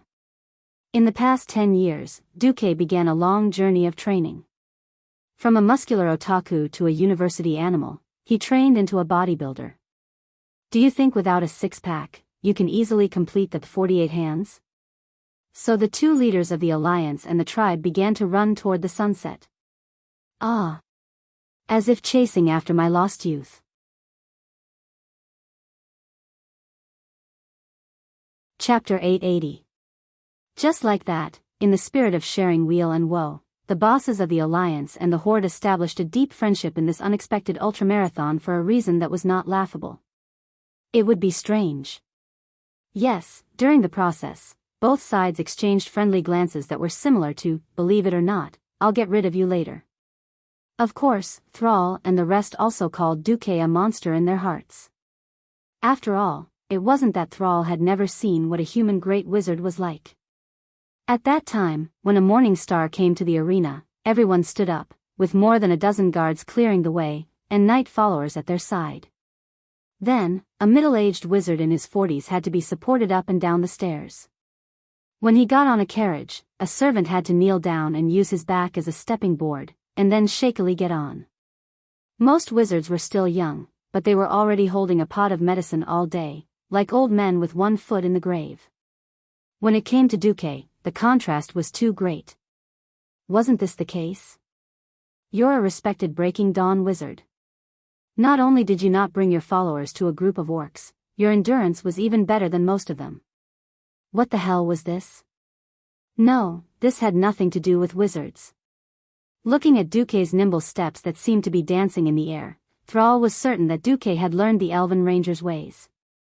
Sir Marcus, although I have no intention of prying into your secrets, your endurance, speed, and agility amaze me. Thrall still asked. Ah. It's nothing. When you have two women by your side who are the strongest rangers in the world, in order to prove that you are a man, you will practice such skills. Duque raised his head 60 degrees to the sky, and 2 lines of illusory tears flowed from the corners of his eyes. Almost immediately, Thrall felt that Duque was a man with a story. Ah. That was a sweet nightmare that had lasted for 10 years. The past was unbearable. Duque's gaze seemed to have traveled through time and space, returning to the past. Honey, do sit-ups. I'll kiss you every time you come up. Aurelia gently pressed her knees against Duque's feet. Because she was holding Duque's ankles lightly, every time Duque got up, he could see Aurelia's sweet smile, kisses, and the pair of high jewel peaks that didn't match the style of the elves. Ha ha ha, come and chase me. As long as you catch up to me, or run a kilometer, I'm willing to unlock it for you. New. Yes. Z. Force. Sasha ran in front of Duque with a bashful expression. She wore a thin veil and swayed her seductive figure in front of Duque. All kinds of, if you're a man, do whatever you want, drove Duque, this lazy worm who had no motivation in life, to work hard. Unknowingly, 10 years had passed. In reality, after the first year, Duke could already beat up the Windstalker sisters until they cried for their parents, screaming that they didn't want him anymore. But for some reason, with Aurelia and Sasha constantly changing the prizes, he persisted for 10 years. Although Duque showed off his affection and almost forced Gavin Rad to be a virgin to a 10-meter-tall virgin, Duque, things were different now. Without considering his profession skills, with just Duque's skills, he could definitely kick open the gate of Sarsgaard camp and shout in orc language, "I want to fight 10 of you." Then, he would clean up a circle of people and walk out safely. The long run would eventually come to an end. From morning to evening, after listening to Grom's roar for nearly 8 hours, after Duque, "I'll kill you," Shien finally lost his temper. Duque finally flipped out. In front of a huge well that emitted a blue glow, Duque stopped in his tracks. He ignored Sar and the others who had scattered to the side, ignored the nearly 10,000 evil orcs who were clamoring non-stop, and looked straight at the face of Grom Hellscream, whose mind was a little unclear. Duque arrogantly raised his left middle finger at Lord Howl with the international gesture. Well, actually, he was showing Lord Howl the ring on his finger with the Marcus family's emblem on it. Then, he hooked his right index finger. "Grom, didn't you want to kill me? Come on." In the wind, Duque's seemingly thin body seemed like it could be blown away. Coupled with the evil smile on his face, it looked like he was courting death. Sar had a feeling that Duque would succeed. Sure enough, after Duque's provocation, the tribe's #1 warrior, Grom Hellscream, roared and let out a thunderous roar. Then, he jumped high into the air. Leap slash. Grom had practiced and used a seemingly ordinary attack skill that exposed his own weakness no less than 1,000,000 times. After practicing it 1,000,000 times, even the most ordinary of moves would produce an unimaginable sublimation. It was a move that surpassed a warrior's skills and violated most of the common sense of physics. When Grom's burly body jumped to the height of a 5-story building, his axe, which was glowing with a bloody light, suddenly began to accelerate unscientifically. If the initial momentum was like a meteor falling to the ground, then the second half was like crossing dozens of meters of space and arriving in the blink of an eye. Great Chief Sar could not imagine how Duque could survive this move. In previous sparring sessions, even if Grom held back, Sar could only strenuously block the hammer of destruction, and use his physical strength to withstand it. Because there was no way to dodge. What about Duque? Sar was in a daze for a moment. If Duque could not dodge, and Grom killed Duque with his axe, would he be able to help the tribe eliminate this enemy of the alliance? Unfortunately, Sar was destined to be disappointed. In a berserk state, Grom's attack speed and power increased exponentially, but his moves had too many flaws, and the direction and path of his attacks were extremely obvious. The moment he jumped, the system elf had already mapped out Grom's path of attack in Duke's mind. It had also calculated the damage and area of effect that would be caused when the axe smashed into the ground. Under the simulation of this supercomputer's tactical system, Grom's attack was more like a clown trying to make people laugh. Shrill and violent wind-breaking noises sounded. As expected, Grom's blood roar slammed into the ground, creating huge spiderweb-like cracks that would make anyone's heart tremble. Unfortunately, it didn't hit. Duke moved half a body away in an incomparably confident manner, seemingly dodging the attack by a hair's breadth. However, his mocking and extremely calm face was deeply imprinted in the hearts of Sar, Rexer, Wajin, Varrock, Brock, and the other powerful warriors of the tribe. Duque made his move.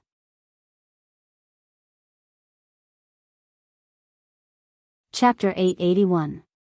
As the number one warrior of the Horde, Grom's roar was extremely powerful when he was in a berserk state. It was an astonishing momentum that set off monstrous waves crashing against the greenish-black reefs on the coast. Even if the reefs in front of him seemed indestructible, there was a feeling that they could be destroyed in one blow. However, Duque was clearly a mage who had nothing to do with melee professions. Very suddenly, his every movement was like a powerful warrior who looked down on everyone. Everyone could predict that Duque's counterattack would come in the next moment.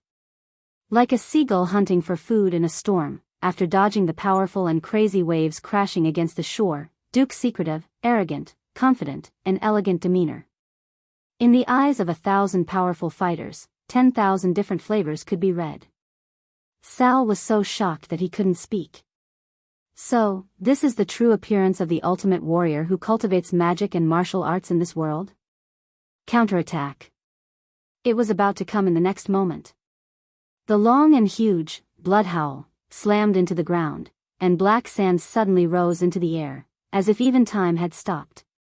In that instant, Grom's terrifying attack, which seemed to be able to shatter a mountain, was smashed into smithereens by a seemingly slender arm. The jaws of every Horde member dropped to the ground. They felt the same way about the human male arm that was much thinner than a beastman's. It passed through Grom's blood-red light and pressed against his rough face. It was as if it was a gigantic iron hook instead of Duke's arm. Even with Wajin's sharp eyes and wisdom, he only saw the fact that Grom was caught, but he didn't see how Duque caught Grom. It was too shocking. Being able to press his hand on Grom's face meant that he could also kill Grom in one move. If they could dodge Grom's first attack perfectly, they could do it too. But Duque was a mage. Wajin felt like his mind was in a mess. Didn't that mean that Duke Marcus also had the strength of a hero in the field of melee combat? Wajin suddenly discovered something that warriors could not see. There was a faint magical light on the streamlined muscles of Duque's arm. The light formed lines, like some kind of exquisite inscription, branded on Duque's arm. Even Duque's robe could not completely conceal this layer of light. When Duque used his magic power, the magic elements in the air seemed to be divided into 12 strands, and they seemed to be pouring into Duque's arm at the same time. In the end, Wajin even felt that the magic elements were pushing Duque's arm toward Grom's big face. Repent for your lack of calmness and flaws. Repent for your lack of calmness and flaws. Ha. Ha. The muscles in Duque's right arm expanded, and the strength of his legs, waist, and arms combined with his breaking dawn magic power pushed Grom, whose facial muscles were already distorted, more than 10 meters away. He heavily dragged a huge black mark on the ground, mixed with traces of blood. Then, when he hit the wall of the moon well, Duque used the momentum of the impact to lift Grom up, and then pressed his head into the crystal blue well water that was knee-deep. At the same time, the magic formation was completely activated. Countless rays of silver light surged from all directions, hovering above the moon well, and finally converging on Duque's arm. White light shone everywhere. Traces of blood energy began to dissipate in the air with a shrill cry. "Wake up! Idiot!" Gugugu, the #1 warrior of the tribe, struggled as the strengthened moon well water kept pouring into him. A few seconds later, the incomparably nervous thrall saw Grom's arms suddenly stop struggling. The great chief felt a heart-wrenching pain in his chest. Was that nervousness? Was that heartache? Thrall couldn't tell. Then, the group of orcs looked at Grom, who had his head buried in the well water, and suddenly pushed Duque's arm away. Duque bared his teeth, but still retreated while panting heavily. Everyone saw Grom sit up with a crash, and then give Duque a look of disgust. Thrall was not angry, but delighted. Grom? Grom looked at Thrall, Lexa, and the rest who were rushing towards him, and then at Duque, who was panting heavily by the well. How could the awakened Grom not know what had happened? Although he had fallen into madness and chaos not long ago, this did not mean that he had completely lost his memories. Thinking about how he had drunk the demon's blood to survive, and how he had fallen even deeper into madness after killing the nature element demigod, Grom's expression was very interesting. He then thought about how the one who had pulled him out of the abyss of pain and madness was actually Duke Marcus, whom he had wanted to kill and dismember 10,000 times over for the past 10 years. Grom's expression became even more interesting. It was a boundless sense of shame that made him want to chop himself on the head, and then fall into a mass grave to die a clean death. No, no. My ancestor. Grom, a man of steel who would not shed a single tear even if his parents died, his brothers all died, and he was slashed hundreds of times, suddenly burst into tears. Thrall finally rushed over and hugged the bawling Grom tightly. He patted his broad back and said, "It's okay now.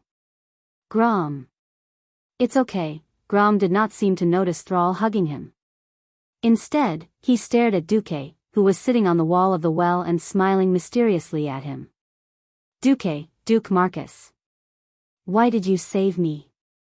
If it had been any other strong person in the tribe who had saved him, Grom would not have been so annoyed. But Duque. Only Duque. He could not accept it at all. "Why? You ask me why?" Duque spread his hands, his face full of ridicule. "One of the most powerful demons in the Burning Legion, Archimonde, is on the way to Kalimdor. This is not an opponent that the Alliance can deal with alone. And your chief insisted that he would not join this temporary alliance against the Burning Legion unless he saved you. If you have to thank someone, thank Thrall." Grom was silent. Anyone would think that he was a volcano that was about to erupt. "Calm down. Grom. At least at this time, Duque and the Alliance are indispensable allies for us. If the world of Azeroth is destroyed, we won't gain anything," Thrall said anxiously.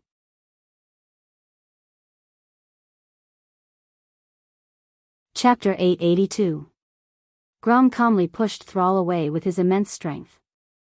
Lying in the clear moon well water, Grom stood in front of Duque, clenched his teeth, and finally said, "I may have fallen into madness, but I remember everything clearly. You could have used underhanded methods against me, but you chose the most honorable method. I don't want to admit it, but I have to admit that I owe you a favor." Duke leisurely crossed his legs, let out a chuckle, and then replied, "Favor? Very good. I need a powerful vanguard cannon fodder in the upcoming Battle of Mount Hyjal. Live until then. As long as Archimonde is dead, I don't care if you live or die. Your favor will be repaid." "Okay." Grom's swollen muscles seemed to have calmed down and retracted, but everyone knew that Grom Hellscream had made a vow as a man. Thrall's body trembled. Then, he walked over and bowed to Duque with Wajin and the rest of the Horde's higher-ups.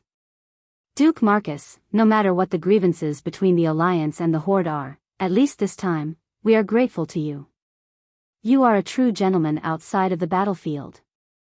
In the system notification, Duque's eyes widened as he saw that his reputation in Orgrimmar had become respect. Damn, I, a human, actually got the respect of the Horde's main city. Could there be anything more illogical? Duque felt a little awkward. He coughed lightly and changed the topic. Quickly take care of Manaroth. We'll meet up with the Night Elves representative and discuss how to deal with Archimonde. With that, Duque turned and left. On the other side, Grom roared with his famous lung capacity, "You bunch of idiots, are you done being crazy? If you are, come over and drink the water from the moon well. The Horde needs you to be clear-headed." The Warsong orcs, who had just recovered from the shock of the magic formation but were still not fully awake, were obedient like grandsons under the command of their chief. They eagerly came over to drink Grom's bathwater. To be precise, it was the water from the moon well after someone fell down. Of course, the orcs, who were never particular about hygiene, didn't care about such details and drank it all the same. After living a barbaric life, every orc's stomach was like an incinerator. After everything was over, Duque and the tribe's experts gathered again. Thrall said, "I have obtained the guidance of the prophet. According to the curse left in Grom's body, we can trace it back to the source and find the Lord of the Abyss, Manaroth. As long as we can kill him, the bloodthirsty curse that has plagued the orcs for a long time can be removed." At the mention of this brutal and crazy bloodthirsty curse, the expressions of almost every beastman of the older generation changed. The new generation of beastmen might not be able to understand it, but only the first batch of beastmen who had drunk the demon's blood would understand how terrifying the impulse to destroy and slaughter every night was. Destruction. Slaughter. Fresh blood. It was like a traveler dying of thirst in the desert, thirsting for water. Everything was so crazy, yet so natural. Grom had once thought that the ancient tree in front of him was Duque when he was half awake. He had used his fists and claws to smash the tree into pieces, even tearing out the roots and using his fangs to bite them off. Yes, in the illusion, he had bitten off Duque's neck. However, Duque was standing in front of him. He knew that he shouldn't attack Duque, and this human with a faint, confident smile had done him a favor. Grom was extremely conflicted. However, he still had to do what he had to do. Moreover, he had to break the orc's fate of being controlled by the Burning Legion. After this incident and seeing his compatriots easily fall into madness under the influence of the demon's blood, Thrall clearly understood that he had to cut off the source of this curse. At this moment, Thrall, who was still in the whirlpool of fate, did not know that he was fated to lose Grom Hellhowl, the strongest of the Horde. "Let's go." Duque stood up, letting his blue and white cape flutter in the wind. The final result was very different from the original history. Worried about the curse's influence on the previous generation of orcs, not only did they not bring ordinary soldiers, but Varrock and Brock also stayed at the border between the Barren Lands and Grey Valley. The final members of the Abyssal Lord's team were Thrall, Grom, Duque, and Wajin. Grom gripped the blood curse sensor that Medivh had given him. In his field of vision, everything changed. The world turned black and white. Then, a wisp of bloody mist that should have been invisible to the naked eye floated toward him from afar like a thin silk veil. Finally, it connected to his chest. "Follow me." Grom carried Bloodhowl and strode towards the land of destiny. No matter how terrifying the demon lord was waiting for him, he knew that he had to go. That was his duty, Grom Hellhowl. It was also his destiny. Surprisingly, Manaroth's location was not too far from the entrance of Grey Valley, but it was very well hidden. Without Grom leading the way, perhaps even the local night elves would not know that there was a small valley between the mountain streams that was completely unaffected by the outside world. Less than 500 meters into the valley, the entire scenery changed. It was no longer lush and lush-like in Grey Valley, full of birds and fragrant flowers. Instead, it was filled with the color of defeat. The entire sky suddenly turned from a sunny morning into a dark and gloomy midnight. Evidently, the evil magic of the Abyssal Lord was affecting the surrounding space. His eyes were filled with lava. Amidst the grayish-black volcanic ash, there were countless vague lava streams that flowed from top to bottom. High temperature. Their nostrils were filled with the sulfuric smell of the burning plains, and their feet were full of volcanic ash that squeaked when they stepped on it. Mixed with a large amount of evil magic, the fire elements rolled irregularly in the air, and the turbid smell was nauseating. Not to mention Thrall and Grom, who did not have very strong senses, even the extremely sensitive forest troll hero Wajin, and Duque, who had the help of the system elf, could not sense the existence of Manaroth. Suddenly, there was light in this blazing world. It was a terrifying sword light that seemed to be able to split the entire world in half. A double-headed greatsword more than 15 meters long broke out of the volcanic ash under their feet and easily attacked Wajin and Duque at the back of the team. Wajin was seriously injured in just one move.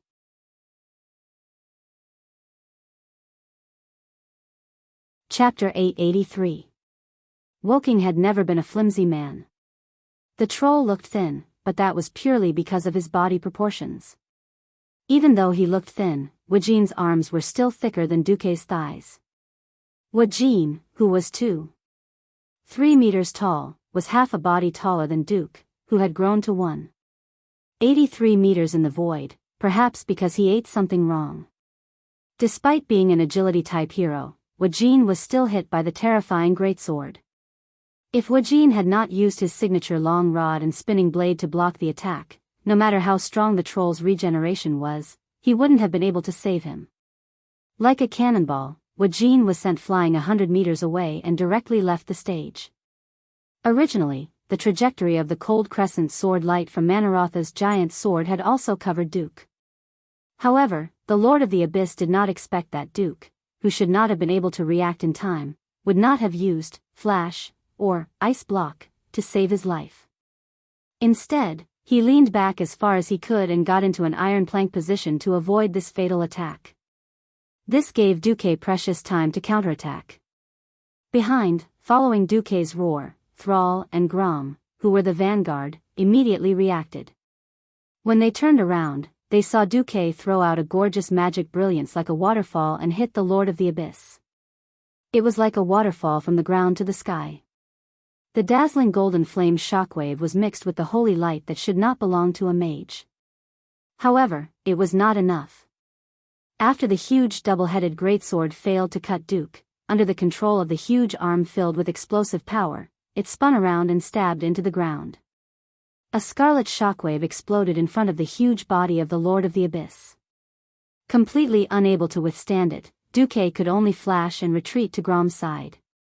At this moment, Manaroth, who had crawled out of the ground, showed his terrifying figure. The history books described the Lords of the Abyss as an outstanding power that could destroy all life. These huge, dragon-like fellows with a pair of repulsive wings came from the netherworld, the farthest corner of the universe. As for Manaroth, he was the cream of the crop. His entire body felt extremely bloated, and his lower body was more like a pot-bellied four-legged lizard. From the tip of his stomach to the tip of his tail, he was at least 20 meters long. His upper body was full of fat, and he looked like a human fatty. There was a huge armor that looked like a kite shield hanging from his belly button. His upper body was bare, but he wore 2 shoulder pads that were full of sharp spikes. He had a pair of huge curved horns that looked like mammoths and a big mouth full of fangs, which made him look extremely ferocious. The Abyss Lord looked at the young Sal and let out a chilling laugh. He. Sal, I knew you would come. I also saw that you brought the powerful Hellscream with you. His blood belongs to me. So does your entire pitiful race. The only thing I didn't expect was that you would bring the Burning Legion's biggest problem in Azeroth, Duke Marcus. Very good. You're really good. Green saliva dripped down from the intersecting fangs. When the saliva dripped onto the volcanic ash, it actually made a creaking sound similar to acid corroding the ground. Sal couldn't help but narrow his eyes. This young chief of the horde suddenly took a step forward and slammed the famous hammer of destruction on the ground. Bang! Sand and stones flew everywhere. This wasn't a meaningless venting. This was the beastman's favorite way to boost their spirits. After roaring, Sal shouted, "Duque! I'll go first." Duque replied in a low voice, "I'll cover." This was the first real cooperation between the two leaders of the Alliance and the Horde. Last time when the Dalajan besieged Arthes, Sal, who lacked a proper weapon, was more of a bystander. However, this time, the cooperation between the two was as seamless as if they had worked together thousands of times before. 1,024 hands of magic appeared in the air in an instant. The sudden burst of icy arrow rain made the temperature of the entire world suddenly drop by more than 20 degrees, from the hot midsummer into the biting cold winter. Thrall swung the hammer of destruction, like a meteor hammer when the ice crystals pierced through the void and stabbed into the huge body of the Lord of the Abyss. The large square-headed hammer that was larger than a human head began to bloom with a dazzling light. A moment ago, it was just like the light of a lighthouse in the night, and the next second, it was already a small sun full of destructive power.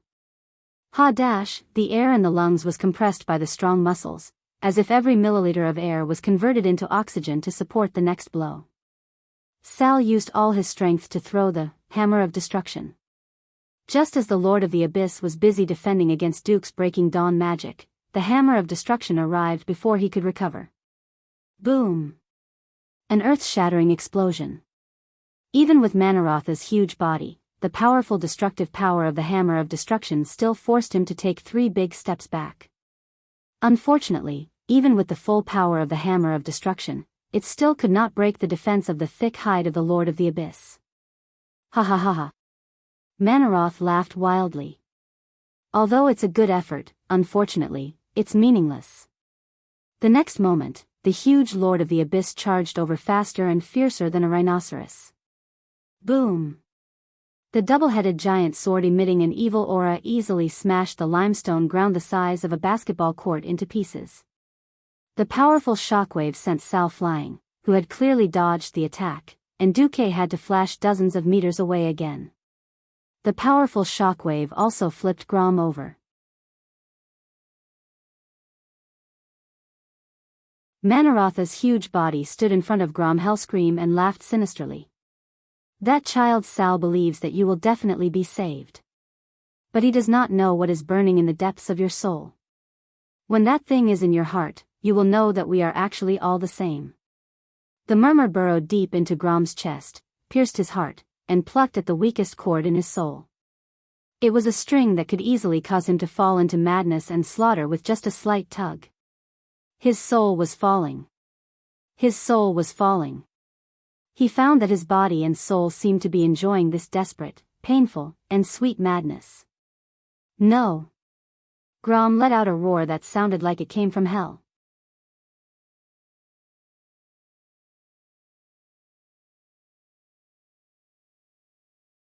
Chapter 884. Beastmen will never be slaves. The deafening roar resounded through the entire Grey Valley, sending all the rocks that were still unstable in the surroundings flying. Grom started sprinting at high speed. The anger pumped out of his heart burned through his entire body. The anger that had accumulated in his chest needed a place to vent. The unyielding will hidden in the depths of his soul drove him. 1 step, 2 steps, 3 steps, his well-trained sense of distance told him that it was enough. He stomped hard on the ground with his left leg, and his burly green body soared into the sky with an aura that defied gravity. The blood roar that was held high gave people the illusion that it was going to burst through the gray sky. That was not his attack alone. That was the beastman's struggle against fate. That was the race's endless desire for the future. He waved his hands, and the axe flew up. The blood moon rose, and the axe flashed. From the battle against Golan in the mountains of Draenor to the Blood War Alliance in the vast lands of Azeroth. Grom Hellhowl had traversed hundreds of thousands of miles between 2 worlds and 3 lands with Bloodhowl. He had never feared anyone. One axe to split the world, who did not recognize him? The curved axe light. At first, it looked like a blood moon, but it suddenly became a rainbow that traversed space and time. Everyone could see that the axe did not change, and everyone could see the trajectory of the axe. But even though they could see it, they could not block it. The Lord of the Abyss, Manoroth, was not a light human or elf. He was a huge demon that weighed more than 10 tons. From the start, he had felt that something was wrong. As the loyal dog of the Archerons and the vanguard of the Burning Legion, he had destroyed countless planets and destroyed countless races that he saw as inferior. He had traversed the universe for 3,000 years, but he had never seen such a brilliant axe light. Manoroth did not know how much damage he would suffer if he was hit by Grom's axe. He did not dare to imagine it. He roared and swung his huge double-headed sword at the sky. Cleaving Grom in half in midair was his only chance. But the terrifying brilliance of the sword only flashed for a moment before it missed. At that moment, he realized that Duque had used an inconspicuous Radiant Moon arcane missile that contained Breaking Dawn magic power to hit the edge of the blade. It was a hair's breadth away. The error was 1,000 miles. The Lord of the Abyss's sword narrowly missed Grom's side. He swung at empty air. The next moment, the blood-red axe light flashed and disappeared. She slashed at his chest with all her might. Every ounce of Grom's strength, every drop of his fury, as a warrior, was poured into this strike. Moreover, the blade of this terrifyingly powerful legendary weapon had perfectly struck the only weakness on the Lord of the Abyss chest. It wasn't supposed to be a weakness. After being hit by the semi-artifact, Hammer of Destruction, it became a weak point. Sal's previous desperate attack was not meaningless. Impossible. The gigantic Lord of the Abyss let out the last painful roar of his life. The violent demonic power contained in his body began to erupt uncontrollably.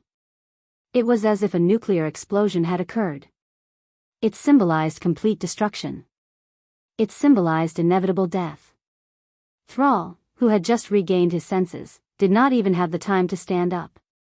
He could only watch helplessly as Grom Hellhole, who was both a teacher and a friend, a subordinate, but more like a guardian god, roared and was engulfed by the destructive light of the Abyssal Lord's final self-destruction before his death. Grom, who had just attacked with all his strength, could not escape in time. No, Sal had just gotten up when he was thrown back by the explosion's shockwave. The back of his head hit the rock behind him again. The light was too intense. His eardrums were numb from the shockwave of the explosion. His ears were ringing. No. No. No, Sal struggled again. He used his hands and feet to half-crawl and half-leap to the place where Grom had been swallowed by the explosion. But, all he saw were a few broken and deformed pieces of armor. Sal's heart instantly sank into a bottomless abyss. He suddenly felt very cold and lonely. That's right. He had great ambitions. He wanted to bring the suffering orcs out of the quagmire of pain and tragedy. But he was too young. Even if he did not want to admit it, he still yearned to learn more from the older heroes. He instinctively chased after the figures of Orgrim and Grom. He had never said it out loud, but he really admired them. Now, Orgrim had died tragically under Arthas, Frostmourne. Now it was Grom's turn. He had sworn that he would never cry again. Because the orcs had shed enough tears. At this moment, Sal could not help but kneel down and howl at the sky. No, Grom.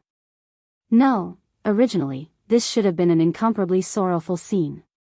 Unfortunately, a coarse voice that was barely breathing interrupted this scene. Brat, I'm not dead yet. What are you screaming for? Sal almost doubted his ears. His thick neck was like a rusty axle, making creaking sounds. He could not turn for a long time. He did not dare to believe his own senses. But there was indeed an orc panting heavily behind him. With the hope of climbing out of the abyss of despair, Sal finally turned his body step by step and saw the two figures that almost overlapped with each other more than 10 meters behind him. He could not believe it. It was actually Duque supporting Grom Hellscream, who was more than one size bigger than him. The Warsong chief was in an extremely sorry state. His left hand was unnaturally bent, and the green skin of his entire front half was slowly charred black. But he had survived after all. Grom, Duque? Sal was so excited that he was a little incoherent. He could not imagine that at the most critical moment, it was Duque, who was originally his mortal enemy, who saved one of his two most admired idols, Hellscream. At this moment, Duke shouted, "You're so heavy." He threw Grom to the ground like a piece of trash, a look of disdain on his face. "How long has it been since you last bathed?" Looking at the cursing Duque, Grom, who was lying on the ground, laughed. "For your sake, I'll learn to bathe like you humans every day if I have the chance." After laughing with great difficulty, Lord Howell's face suddenly darkened. He was indignant. "I seem to owe you a life this time." Duque patted the dust off his body and looked at Manarotha's mountainous corpse. "You can return it to me on Mount Hyjal," he said calmly. This was not being polite. In the latest intelligence, Duque saw a name that should not have appeared in the historical battle of Mount Hyjal, Demon Lord Kazak.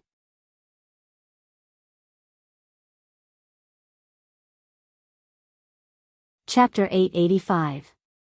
Duque was not sure if Kazak's soul had completely entered the world of Azeroth. If he was like Archimonde, with both his soul and body in this world, then there would be a chance to get rid of the two great demons once and for all. Of course, on the other hand, this also meant a lot of pressure. According to the original history, there were a total of 5 bosses in the Battle of Mount Hyjal, including Archimonde. Even an orc hero with the best stamina would not be able to take it, let alone a human hero with even worse stamina. Duque really did not want this change in history. He could successfully get rid of Kazak last time because Duque had the support of the Red Dragon Queen, Alexstrasza. This time, the dragons were obviously premeditated by the Burning Legion. If he really wanted to get rid of Archimonde like in history and let Archimonde's grave next year, Duque would have to put in more effort. Saving Grom Hellscream was Duque's first step. For someone like Lord Howl to die in the hands of a mere Lord of the Abyss, it would be a waste of his talent. If he were to die, he should at least die in the hands of a great demon like the Burning Legion's leader. Yes, first get rid of Archimonde. It would be best if Lord Howl, Thrall, or something perished together with Archimonde, ending the alliance and horde disputes for who knows how many years. That would be perfect. But he was afraid that fate would play tricks on him. Duque really did not dare to compliment the goddess of fate.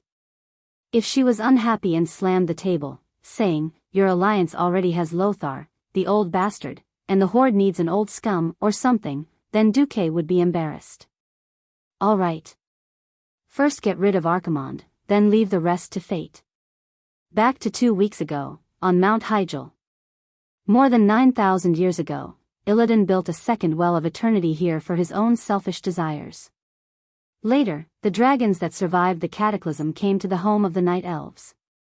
The red dragon Alexstrasza, the green dragon Isra, and the bronze dragon Nozdormu looked down at the peaceful home of the druids and the fruits grown by the Night Elves. The powerful druid Malfurion welcomed the dragons and told them about the new well of eternity. The dragons were shocked when they heard the terrible news. They thought that as long as the well of eternity existed, the Burning Legion would not give up the idea of conquering this world.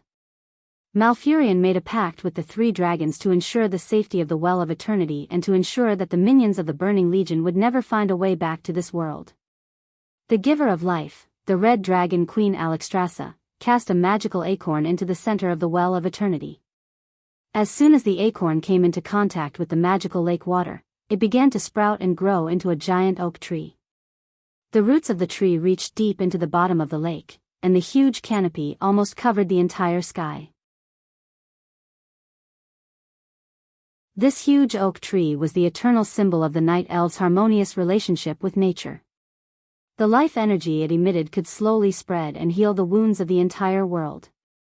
The Night Elves named their world tree, Nordrassil, which meant, crown of the sky, in the language of the Night Elves. After the 3 dragon aspects bestowed the holy blessing of the dragon race here, this place had always been regarded as the most sacred place by the Night Elves. For more than 9,000 years, this place had been guarded in the strictest manner, and the teachings of druids and other nature teachings had been spread here. 9,000 years of peace had passed just like that. On this day, this sacred place that had never been set foot on by creatures of other races for more than 9,000 years welcomed a strange team. As many as 24 elite guards escorted these few unshackled guests to the front of the temple of the moon goddess Alun. When the envoy, consisting of 2 humans and 2 high elves, arrived at the entrance of the temple, the 2 female temple guards sized them up. They were, of course, Ronan, Bridget, Lilith, and Riataline, who were here to send a warning to the night elves. They were also sizing up these night elven guards that had only existed in legends for thousands of years. They weren't wearing long robes, but were instead wearing shiny silver breastplates and pleated skirts. There was a pattern of a crescent moon in the middle of the breastplates. The moon goddess temple was filled with female priestesses. According to the introduction of the elven guard captain along the way, most of them could ride and shoot, and were proficient in tactics. For example, the leader of the night elves and the chosen of the moon goddess Alun, Tyrant Whisperwind, was an excellent archer. After the announcement, the guards signaled for Ronan and the rest to enter. Under the guidance of a priestess in a white robe and a team of 6 guards, Ronan entered the moon goddess temple. As soon as he walked in, Ronan felt the moonlight sprinkling on his body. It was gentle and comfortable, as if the moon goddess had stretched out her soft, motherly hand to caress him. The rectangular room was surrounded by tuberose, and there was a large stone tablet in the middle for the priestess to give a speech. The circular stone path leading to the stone tablet was carved with complicated patterns, all of which were pictures of the waxing and waning of the moon. As he walked along the winding corridor, he found that no matter where the moon was in the sky, the gentle moonlight would always illuminate the entire room. They came to a corner on the 2nd floor that was half surrounded by vines, and the priestess leading the way said softly, "Please wait here." Ronan walked to the center of this small space, and after pacing for a while, he heard Bridget say, "You should sit down. It will help you calm down." Ronan sighed, and still sat on the stone bench that was probably used by the priestess. The surrounding environment made him feel much more at ease. However, after waiting for a while, he still grew impatient. He was even worried that Tyrant's leader would be unhappy that they had come so suddenly. However, Ronan, who had no experience as an emissary, could only continue to wait. Finally, an hour later, a tall and slender priestess wearing a moon-white robe with golden embroidery slowly walked into this small world. Night elves were blessed by the Lord of Time, Nasdormu, and had eternal life. As long as they lived through 100 years of infancy, their appearance and physique would be fixed at the perfect youth stage. In front of Ronan was a slender and graceful female elf. Her skin was smooth and delicate, and there was a faint purple tinge to it.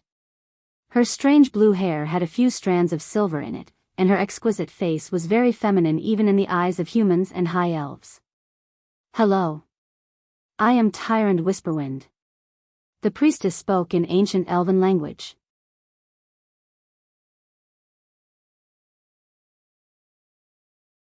Chapter 886. Elven language was something that high-ranked human wizards could not avoid. Moreover, Duque had instructed Ronan to cram on the ancient elven language and etiquette for this trip. Be it the Dalajan or Stormwind City, these things were lacking. But this was not important, the high elves still had a lot of inheritances. Ronan performed an ancient ritual that he had practiced hundreds of times on the journey from the ship to Theramore and then to Azhara. "Greetings, Your Excellency Tyrant Whisperwind. I'm Ronan from the Eastern Kingdom on the other side of the Endless Ocean. I'm a messenger from an alliance of humans, high elves, dwarves, and pygmies. Greetings, Mr. Ronan." It could be seen that Tyrant was very satisfied with Ronan's practice of night elven etiquette. Regardless of orthodoxy or standards, for a temporary emissary to be able to practice to this extent showed that he had truly put in a lot of effort. Everything should have been perfect, and the host and guest should have enjoyed themselves. But in the next moment, Tyrant seemed to have noticed something. She seemed to be a little uncertain. After widening her almond-shaped eyes, she once again focused on Ronan's chest. To be more precise, Tyrant was looking at the emblem of the Marcus family on Ronan's chest. After all, from a diplomatic point of view, it was rather rude to stare at something that belonged to someone else. But Tyrant could not control herself, even muttering to herself, "Impossible. So long ago." Ronan said awkwardly, "Your Excellency Whisperwind, is there something wrong with my emblem? In fact, this is the emblem of my master, Marcus." "Marcus, no." Tyrant bowed slightly. "My apologies, it reminded me of something from ancient times. The emblem that your master passed on to you is very similar to that of an acquaintance of mine from a long, long time ago." "Oh, is that so?" Ronan could only continue speaking. Tyrant seemed to be very concerned about it. Because elves had rather long eyebrows, the slightest twitch of the muscles between the eyebrows was very obvious. "If I may be so bold as to ask, how many years has your master's legacy been passed down? Is it 10,000 years?" This question was very strange, and Ronan's question was very abrupt. With regards to Duque's master's inheritance, Luo Ning was also dumbfounded. He only knew that the only master Duque had personally acknowledged was hundred-handed death god Wuxia. The problem was that it had been close to 15 years since the last person to receive the title of master teacher. If Tyrant had asked if it had been 100 years, Ronan would not have dared to answer. But 10,000 years, Ronan laughed. "I'm sorry, but humans don't have such a long history as the night elves. 2,800 years ago, when great Emperor Saladin united all the human clans, a kingdom and a more systematic civilization appeared. Even before that, humans were a relatively primitive clan. The earliest recorded human civilization could only be traced back to 4,000 years ago. 10,000 years? That's impossible." "I see." Tyrant could not hide the disappointment on her face, but she quickly regained her composure as the high priestess of the moon goddess. "My apologies again, I've gone off topic. May I ask, emissary of the Alliance, why are you here?" "In order to prevent the Burning Legion from invading the Kalimdor continent and the World Tree of Hyjal, Nordrassil, I've sent a warning to the Night Elves." Saying this, Ronan opened his palm. The crystal that could record images projected the scene of Archimonde descending upon Azeroth and destroying the Dalajan. Tyrant's expression froze. The blue light that represented the moon goddess Elun rapidly gathered in her almond-shaped eyes, almost filling up her entire eye sockets. Only by braving the holy light to look at her would one see that her pupils were surrounded by the white of her eyes, looking like azure glass beads. "As expected, what I saw in the dream is true." Tyrant's voice was more like a murmur. She thought of the nightmares that had frequently appeared in her dreams over the past month. In the past, whenever she fell asleep and entered a dream, her soul would float up into the sky with Elun's blessing. But recently, she found that her soul could not escape the shackles of the earth, and could only wander around under the clouds. The more she flew down, the closer she got to the moon goddess palace, and the more terrifying scenes appeared in her vision. Mount Hyjal could see them more clearly. The world tree Nordrassil was like this, and the well of eternity was the same. In the well that looked like a large lake, black water swirled wildly, and colorful lake water rolled out from the bottom of the river. It was extremely terrifying. As the huge waves from the lake crashed onto the shore, the powerful magical energy contained in the water of the well of eternity dissipated in all directions. The lake water churned like boiling water. Countless night elf priests and druids prostrated themselves beside the well, praying. But the more they prayed for the well of eternity's forgiveness, the worse it became. In the sky, torrential rain poured down, and thunder and lightning roared. The beautiful houses near the well of eternity were about to be washed away by the lake water. Why was this happening? What happened to the well of eternity? In her hazy dream, Tyrant felt strange and frightened more than once. She turned to look outside Mount Hyjal. The sky was already as dark as the night of Mount Hyjal. No. It was even darker. The thick, black hue only made Tyrant feel that something bad was about to happen. This was really abnormal, and there was definitely danger. What were the sentries in the clan doing? Her soul flew over the mountain path of Mount Hyjal, and she saw that the guards on the path were silent, unable to see her at all. Or was this just a simple dream of hers? She floated to the periphery of the buildings on the mountain top, and was about to go out and see what was going on. She had thought that she could easily pass through the magical barrier around the mountain top, but she encountered an obstacle. Someone had already cast a very complicated and powerful magical incantation around Mount Hyjal, blocking the extension of her senses and preventing her from exploring everything in the outside world.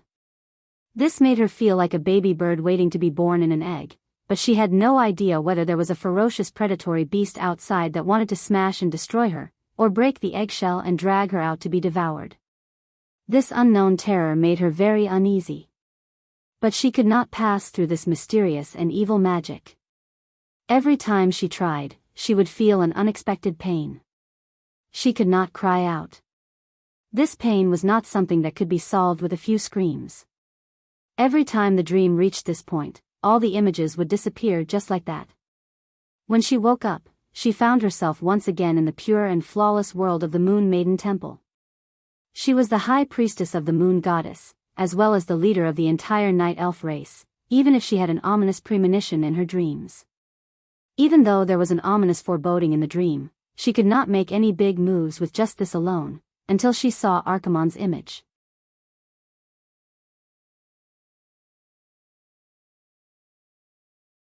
Chapter 887. Ah! Tyrande let out a soft cry. The dream that had been broken countless times finally connected after seeing Archimonde's image. Tyrande's body shook violently as her mind went into a trance. Death. Violence. Flames. Destruction. The terror that was filled with brutality seemed to have transcended tens of thousands of years and traveled from the ancient time and space. This mysterious power seemed to want to tear her, who was in the dream, into countless pieces and then scatter them all over Mount Hyjal. Her soul felt like it was being torn apart. In this terrifying chaos, she seemed to hear a familiar voice. Tyrande, it's all right, wake up, Tyrande, you must fulfill your duty to protect the world. This was not the gentle female voice of the moon goddess Elune, nor was it the deep and gentle male voice of Cenarius. She vaguely recognized this young male voice. It was a voice that she subconsciously relied on, just like how a drowning person relied on a small piece of driftwood in the ocean. Tyrande felt that the goddess of fate was guiding her in the right direction. As time passed, or perhaps because of those few calls, the pain that the burning legion brought her in the dream eased a little. She felt exhausted. No, this was not the fatigue of the mortal body, this was the fatigue of the soul.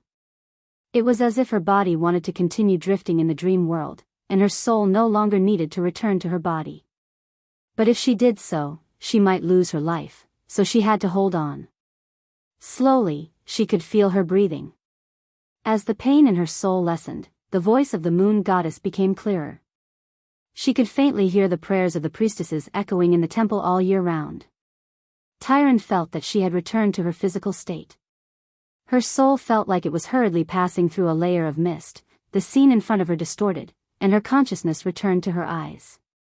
She immediately realized that from the moment she saw Archimonde's image, to the fusion of the dream buried in her heart, to the moment she almost lost her balance and fell, to the moment the guards behind her rushed over anxiously, two of them wanting to help her up, and the other two glaring at Ronan, so many things had happened in just a second. Wait. It has nothing to do with the emissary.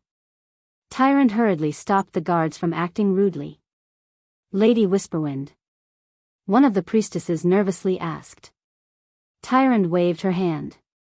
No, I'm fine. It's just that these Alliance emissaries finally brought evidence of the Burning Legion's invasion of Azeroth. It's connected to the nightmares I've been having lately, and it's a shock to my mind. The priestess immediately understood. As the chosen one of Elune, Tyrande could easily see through lies.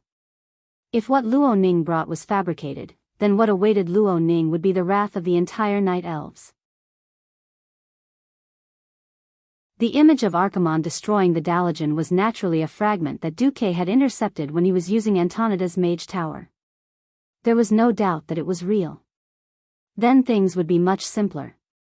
Tyrande straightened her body and bowed deeply to Ronan and the others. Thank you for traveling such a long distance to bring this important news that could affect the survival of all intelligent lifeforms in the world. I urgently need Alun's guidance. Please rest for a day. Tomorrow, I will lead the higher-ups of the Night Elves to meet you officially. Please wait patiently. That's no problem. Ronan was overjoyed. With that, Tyrant hurriedly instructed her assistant to take good care of Ronan. She then went into the depths of Alun's temple.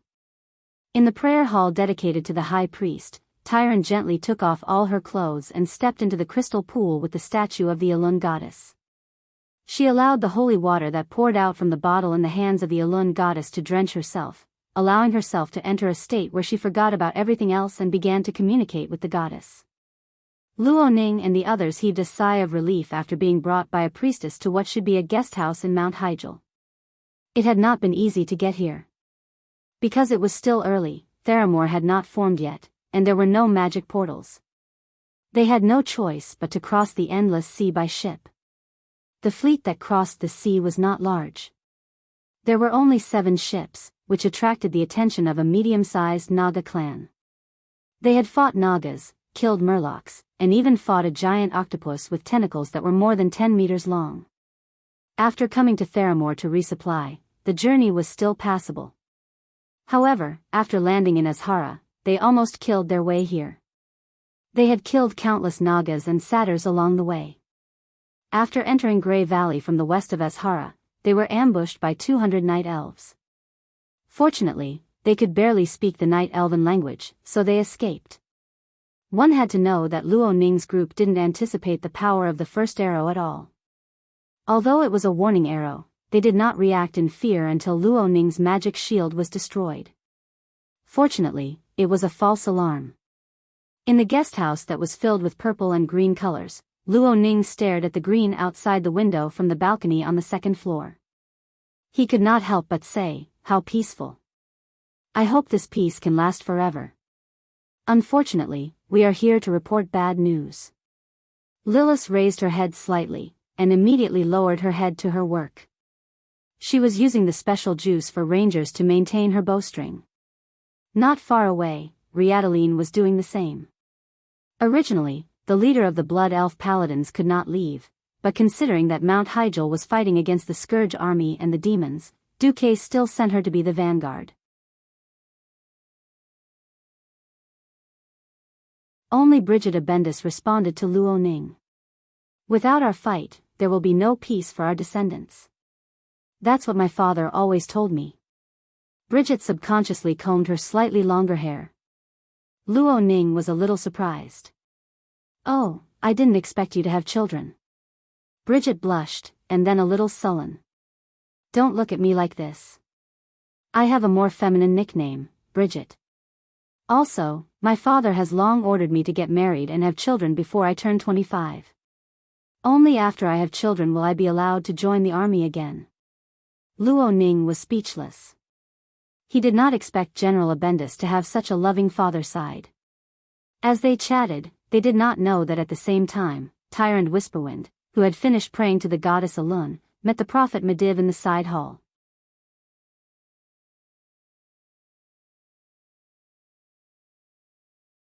Chapter 888.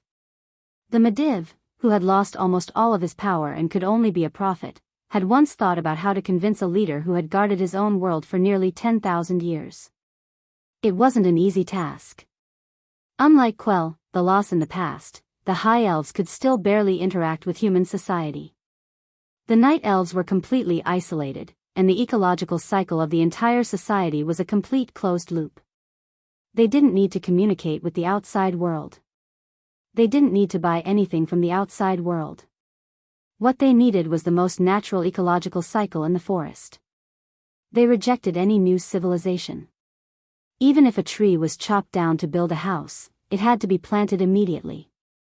So, when Mediv saw Tyrant humbly asking about Archimonde's direction and military strength, Mediv heaved a sigh of relief. This is the cycle of 10,000 years. The Burning Legion's target is the Well of Eternity. That's for sure.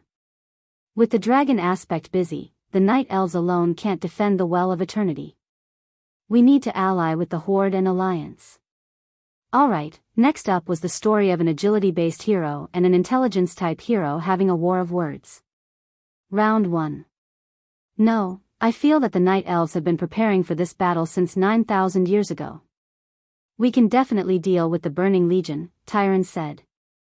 Since you're confident, why don't you add 2 more layers of insurance? Tyrant used, proposition, and Mediv used an even more incisive, great proposition. Tyron lost. Round 2. It's not a good idea to increase our military strength. It might cause chaos. The night elves, beast men, and humans fight differently. It doesn't matter. Everywhere else is protected by the spell formation in the mountain range. There's only one way to mount Shanger, and it can be guarded by beast men or humans. We can whittle down the Burning Legion's military strength. Tyrant used, great proposition, and Mediv used, counter-argument. Tyrant lost again. Round 3. Tyrant was a little weak. I don't think the humans and beast men can stop Archimonde. Mediv said, do the night elves have the confidence to deal with Archimonde alone? Tyrant used, concentrate, to defend herself, while Mediv used, provoke. Tyrant was defeated again. According to what you said, you were once possessed by Sardras, and that's why these disasters started. I would like to ask, on what basis should we believe a prophet who was once possessed by the Demon King? In the 4th round, Tyrant finally managed to hurt Mediv a little with paradox. However, this was only the final radiance of a setting sun. That's all in the past. The heroes of the Alliance helped me redeem myself. Mediv knew that Tyrant had been beaten black and blue in the War of Words. He immediately activated Memory Kill. I still remember. In the ancient war, it was the 5 dragon aspects who fought with all their might to destroy the demons that were as numerous as the stars in the sky. Tyrant's stamina bar, which was the stamina she had accumulated during the Battle of Words, was instantly emptied. Alright, in the half-hour meeting, Tyrant, the agile hero, was defeated time and time again in the War of Words. Finally, she made up her mind to prepare for war, and accepted Mediva's suggestion. It was definitely not an easy task to fight against the Burning Legion. After sending off Mediv, Tyrant's first thought was to wake up her childhood friend, the Archdruid Malfurion Stormrage. Under the guidance of the Druid's patron, the demigod Cenarius, the respectable Malfurion Stormrage had been protecting the Night Elves from the invasion of the demons for tens of thousands of years. In the ancient war, Malfurion and other heroes fought against the terrifying Burning Legion to protect all life in Azeroth. Among them were his childhood friend Tyrant Whisperwind and his brother Illidan. After defeating the demons, he worked hard to lead the Night Elves away from their homeland destroyed by the Burning Legion. They rebuilt their homes near Mount Hyjal, and supervised the growth of the World Tree, Nordrassil.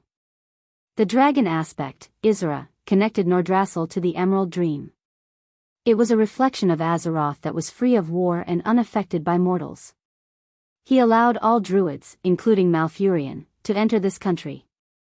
Malfurion and the other druids had explored this dream for thousands of years. Sigh, it's time to wake him and the other druids up. If possible, Tyrant did not want to face Malfurion directly, because it would cause awkwardness. How should she describe her relationship with Malfurion? They were more than friends, but not lovers. If it weren't for what happened 10,000 years ago, perhaps she would have chosen Malfurion as her partner between Illidan and Malfurion, who were both her childhood friends. But, sigh. Tyrant looked at her exquisite reflection in the pool and suddenly sighed. Now is not the time to be thinking about this. Although it was troublesome to lead a race that worshipped nature and peace, it was not too difficult. She could handle it all by herself. When it came to dealing with the Burning Legion that the Penishade Guardian Dragons had used all of their power to defeat, even if Archimonde did not have his full power, this was not something that Tyrant could handle alone. Melland. Tyrant's voice traveled through space and reached the outside of the reception hall. Soon, a high-ranked priestess with a purple ponytail appeared at the door. Is it you who summoned me? High Priestess. Summon the sentries. I'm going to wake Malfurion tonight. As one of Tyrant's confidants, Melland immediately understood the importance of the situation. This high-ranked priestess with two special purple lines drawn from the corners of her eyes and cheeks immediately bowed and retreated. The next moment, a short melody sounded in the church. Only the guards of the moon church understood the meaning behind it. The night deepened. When the new moon rose, Melland had already gathered a group of 500 church guards and was waiting for Tyrande at the entrance of the church. Tyrande was very satisfied. When she appeared at the entrance, she was also dressed in military attire, looking even more valiant and heroic. The exquisite moon-white armor was full of curved silver carvings. This was not just for the sake of beauty. If one looked closely, they would find that each carving was actually constructed from the image of a crescent moon. These crescent moons of various sizes contained the mysterious power of the goddess of the moon, Elun. As Tyrande stepped onto the steps leading to the hall, she could clearly feel the faint moonlight being absorbed by the mysterious runes on her armor. This was the power of the goddess of the moon. Let's go.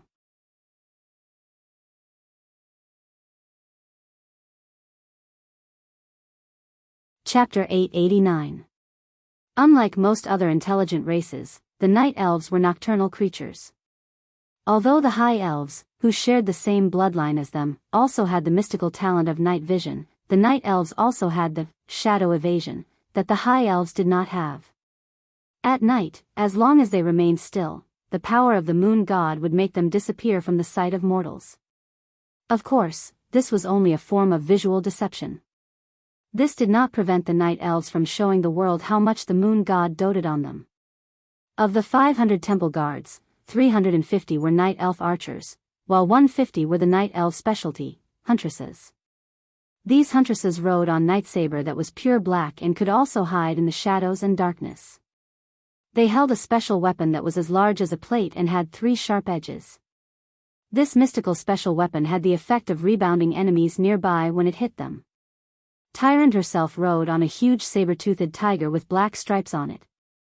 With a whistle, this squadron of elite guards of the moon god hall left the summit of Mount Hyjal at high speed. Soon, they left the main road. At this time, the night elves' racial talent was on full display. In the complex terrain of the mountain, be it the elven archers on foot or the huntresses riding on night saber, they all moved as if they were flying. The rugged terrain could not stop them at all. Mount Hyjal was huge. Due to the terrain, they had to first enter Fellwood Forest to the west, then head south to Grey Valley to reach the east of Malfurion's Grey Valley. Even with their outstanding ability to pass through the mountains, they could not ignore the demons that appeared in the forest along the way. They cleared out the demons as they advanced, and it took them a full 13 days. Then, they received a grievous news. The demigod Cenarius had been killed by the fell orcs' leader, Gromhelscream. This news made Tyrande and the temple guards furious, pained, and helpless. They had just heard Medivh say that the night elves should have allied with the human alliance and the orc tribes, and now their demigod had been killed. This was a resounding slap to the face. High Priest. What do we do? Shouldn't we form an army and deal with the beast men first? Tyrande's trusted aide, Melland, was furious. Tyrande shook her head, no. According to the Sentinel's report, the wounds on Cenarius' body were filled with a demonic aura. This should be a demon's scheme. We can't simply blame it on the beast men. Have you forgotten about Queen Azhara? Queen Azhara was the earliest ruler of the elves. Her royal power could be traced back to the ancient times 10,000 years ago. It was because of the queen's fall that she colluded with the enemy and attracted the Burning Legion, which officially started the ancient war over the Well of Eternity. Demons, Burning Legion. This was the eternal pain of the night elves. The demigod Cenarius didn't leave us forever. A demigod's life form is different from ours. He'll return one day. Tyrande consoled her subordinates, but she started to hate the orcs from the bottom of her heart, labeling them as untrustworthy.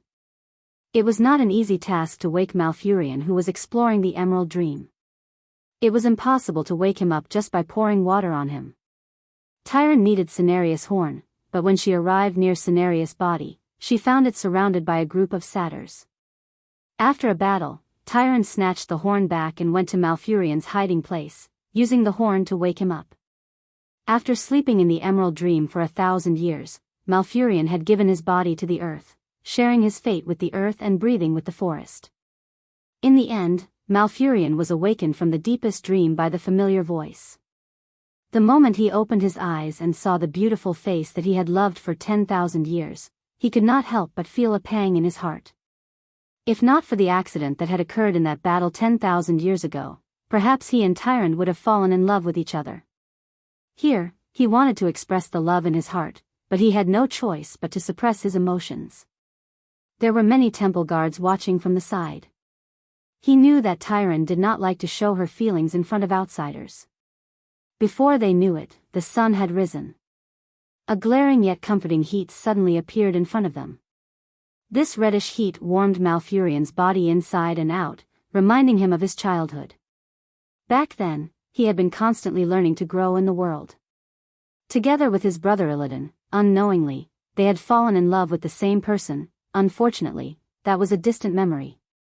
Malfurion sat up, lowered his head, and said in a low voice, "Wake me up. Is there an emergency?" Tyrande was relieved that Malfurion was not overly agitated. She replied in a delicate and elegant voice with a hint of divinity, "The Burning Legion has arrived again." With Tyrande's brief explanation, Malfurion understood what had happened and his responsibilities. "Then we need to wake up more druids.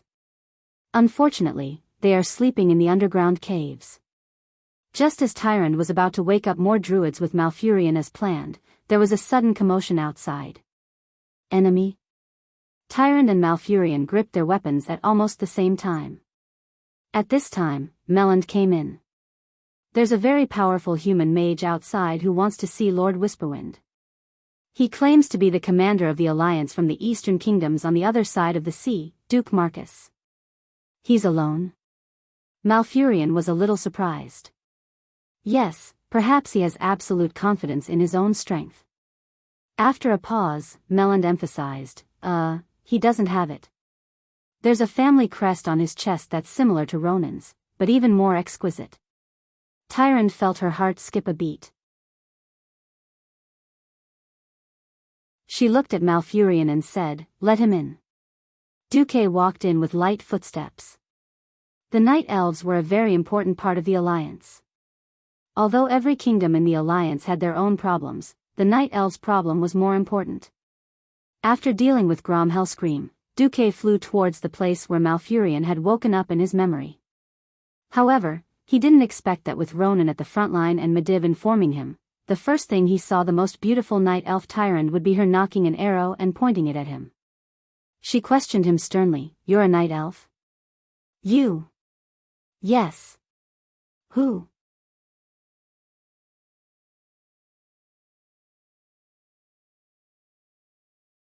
Chapter 890. Duque was dumbfounded. Even if he was brave. Even if he was used to big scenes.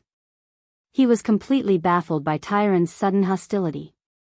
He was certain that his identity as the Alliance's commander had been reported. From the moment he stepped into this area, Tyrande and Malfurion had not made any hostile moves. It was only when Tyrande saw his appearance that she suddenly felt enmity towards him. This meant that he was the one to blame. Moreover, Tyrande's hostility caused a chain reaction. Malfurion and Tyrande's personal guards around him immediately started fighting each other with their swords. Being pointed at by an archdruid wielding a nature magic staff and hundreds of arrows, Duque could not remain calm. Duque believed in Brother Spring's revival. But that depended on who he was facing.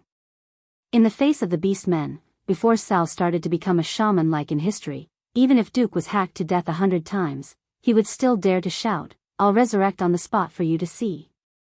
But Duque was afraid of two things. First, he was afraid of demons. If he died, even his soul would be enslaved or burned for 1,000 years. Second, he was afraid of real scammers. If Malfurion's soul was released from purgatory and returned to nature, it would be a tragedy for Duque, who would never be able to see his sister's grave. Almost subconsciously, Duque raised his hands, sweat dripping from his hair. He spoke in perfect Elvish, "Wait. Is your excellency mistaken about something?" "No. There's no mistake. It's you. Tyron's voluptuous breasts were heaving up and down, as if they were going to break the laces holding the armor together at any moment. Of course, Duque was not in the mood to appreciate such a beautiful scene. Malfurion spoke up, Tyrant, you must be mistaken. It can't be him. Duque hurriedly went with the flow, I swear, this is the first time I've seen the two of you. If the Alliance has offended the Night Elves in any way, I'll apologize on their behalf. There was no reason for there to be a conflict. Even if there was, it was the Alliance's problem. If we have to take the blame, let's take the blame together. In Duque's mind, two cauldrons had already appeared. One was a big cauldron that could fit hundreds of people in a cafeteria. You would need to use a paddle to stir it. Yes, this was the Alliance's cauldron. There was nothing wrong with it. The other was a small cauldron that was used by children to play house. It was smaller than a palm. Yes, this was Duque's cauldron. No matter how big the problem was, the entire Alliance would shoulder it. What virtue and ability do I have to bear this kind of inexplicable blame for the Alliance? Duque the scapegoat had already made up his mind. If there was anything, he would just refuse to confess even if he beat him to death. On this side, Duque froze. On the other side, Tyrande looked like a wronged wife. Her lips were trembling, and her body was trembling. It can't be him. Humans don't have an eternal lifespan. At most, he is his descendant. Malfurion, who had already put down his staff, kept trying to persuade her. Moreover, as the chosen of Elun, can't you sense that this is really the first time he has seen you? On the other side, Duque, who had raised his hand in surrender, gave Malfurion a thumbs up in his heart. I'm really innocent. This is my first time seeing Tyrande. Well, eternal lifespan is another matter. Tyrande pursed her lips and put down the bow in her hand, a little dejectedly. I'm sorry. I must have made a mistake. You can't be him. He is from 10,000 years ago. I am deeply sorry for the offense just now. Moreover, even if you are him, he is a benefactor to me, to the entire Night Elven race, and even to the entire world. Duque's balls were hurting. What the hell is this? Regardless of whether I'm your enemy or not, is this how you treat your benefactor? For a moment, Duque almost wanted to curse. Unfortunately, the next moment, Duque's mind was in a mess. Wait, 10,000 years ago? Isn't that something that happened in the ancient war? As a transmigrator who was familiar with the original history, Duque knew about the future. Although this future had been messed up by him, there were still many things that Duque still knew. If one were to talk about the ancient war that happened 10,000 years ago, then one had to mention a divine drama in the original history of transmigration. In the near future, Krasis, the Orc Brock, and the others, due to an accident, transmigrated back to the ancient times 10,000 years ago and were forced to participate in the incomparably famous ancient war around the Well of Eternity. It was in that battle that because of the heroic performance of the Orc hero Brock, one of the bosses of the Burning Legion, Kill Jaden, set his eyes on the orcs. That was how Kill Jaden found the orcs in Draenor.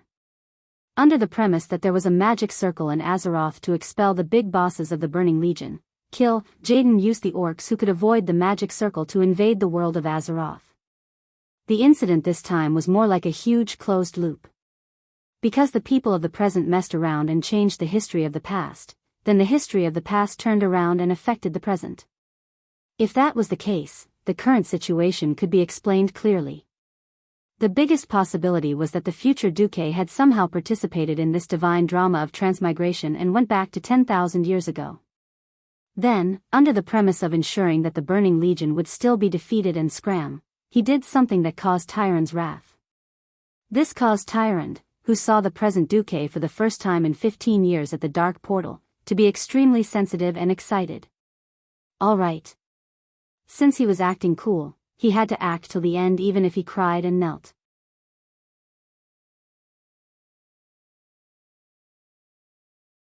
In that case, would he have to pay for the sins that he had done in the future? If Duque was a true saint, perhaps Duque would admit to it now. But who was Duque? That cheap university animal down to his bones. Never heard of him? Confess and you'll be imprisoned forever. Resist and you'll go home for the new year. Confess what? I haven't done anything yet. I won't confess even if I'm beaten to death. Not only did he not confess, Duque even used Alonso's fail's moral integrity. His face was filled with a peaceful light. This time, Malfurion and the other guards were all relieved. A filthy demon would not have such holy power. However, Tyrande was even more certain that Duque had a mysterious connection with the him in the memories. All of this had been suppressed. However, looking at Tyrande's flushed face, Malfurion felt his heart throb again. Even if he did not want to admit it, he had to recognize that this was caused by faint envy and jealousy. Because he knew that this beautiful elf before him had always been the one he loved deeply. But because of that incident, she had never truly accepted his love for the next 10,000 years.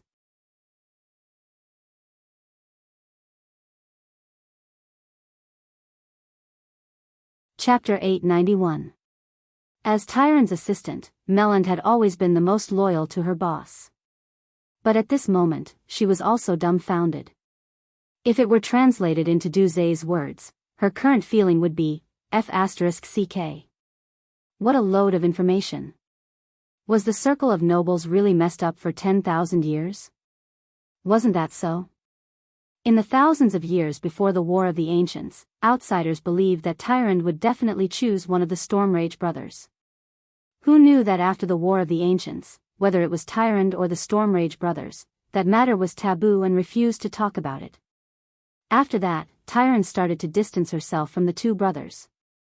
After all, the two of them didn't need to report to enter the Moon Maiden Temple. In any case, Melland's expression was written all over her face, I'm also helpless. However, there seemed to be new developments in this love triangle that had been going on for 10,000 years. Could it be that the one rumored to have ruined their relationship was the ancestor of this seemingly powerful alliance commander? Night elves were a very closed-off society. Although there were more than 1 million night elves, after 10,000 years, what kind of gossip hadn't spread? It wasn't just Melland. Even the seemingly loyal temple guards secretly pricked up their ears. Their gossipy souls were raging. Tyrande's almond-shaped eyes swept the surroundings. Immediately, every archer and huntress lowered their gazes, not daring to meet her eyes. Tyrande bowed deeply, my apologies, Sir Marcus. Because of a misunderstanding, you were startled. As the leader of the Night Elves, I was lacking in manners. If you think you need any compensation, feel free to mention it. Leaning over was the most alluring angle for a woman. Due to gravity, the allure would be magnified infinitely. Fortunately, Duque had seen a lot of Mount Hyjal archery. After all, the 3 Windrunner sisters were female rangers, and 2.5 of them were already in their stomachs. At least he had developed some immunity, or else the old Duke would not have dared to look over. At this moment, the gentlemanly Duque displayed his acting skills. He smiled confidently and said, Lord Yufeng's words are too heavy. Since it's a misunderstanding, there's no need to offend him. With the Burning Legion before us, shouldn't we put aside our differences and work together? That's why I'm here. Duque's generosity made many night elves secretly heave a sigh of relief. Duque's next words raised his image infinitely. If there is any compensation that must be made, I hope that you can forgive the tribe for accidentally killing the demigod Cenarius. After all, it was a demon's plot. As soon as he said that, the hearts of every night elf present seemed to be grabbed by 2 invisible hands and torn into 2. Even if Tyrande had said that Cenarius was not truly dead. But when the enemy was right in front of them, the Beast Men race had killed one of their powerhouses. It would be strange if they weren't angry. Many elves were so excited that they almost raised their weapons again. Tyrande stretched out her hand to stop her subordinates from moving. Tyrande raised her head and lifted her delicate chin slightly. Her eyes were filled with a complicated light. I've seen your student, Ronan. If his description is correct, the human-dominated alliance and beast-dominated tribe were mortal enemies before this, right? That's right. Duque admitted frankly. Ever since the dark portal opened 15 years ago, the tribe invaded the southernmost eastern kingdom, Stormwind, which is also my homeland. The Alliance and the tribe have never truly reconciled. Under the brutal Beastman's campaign of burning villages and massacring cities, no less than 5 million human compatriots had died at the hands of the Beastmen. It's not an exaggeration to say that the Alliance and the tribe have a blood feud. Then you, Duke, changed the topic. In fact, from the past until now, there have been 4 great chiefs in the tribe. The first 3, Blackhand, Orgrim, and Zul, all died in front of me. Even if I wasn't the mastermind, they all died because of me. If not for the solemn atmosphere, some of the night elf beauties might have burst out laughing. This scene was too strange and out of place. A leader of the Alliance who killed 3 chiefs and had a blood feud with them was actually pleading for the enemy? However, Tyrant and Malfurion couldn't help but puff out their chests and suck in their stomachs in awe. They were waiting for Duque's answer. It might sound contradictory, doesn't it? But be it the Alliance or the tribe, no matter which side wins in the end, it's just a change in the ruling race of planet Azeroth. But if the Burning Legion wins, then planet Azeroth will be completely destroyed. Duque's words were sonorous and resolute. This was the relationship between a small contradiction and the biggest contradiction. In the face of a planet's survival, the deaths of millions of people in the past 15 years were just a small contradiction not worth mentioning. What was the big picture? This was the big picture. Duque's words made Tyrant feel ashamed. Just 2 weeks ago, she had been delusional enough to think that she could fight against the Burning Legion led by the Archaerons alone.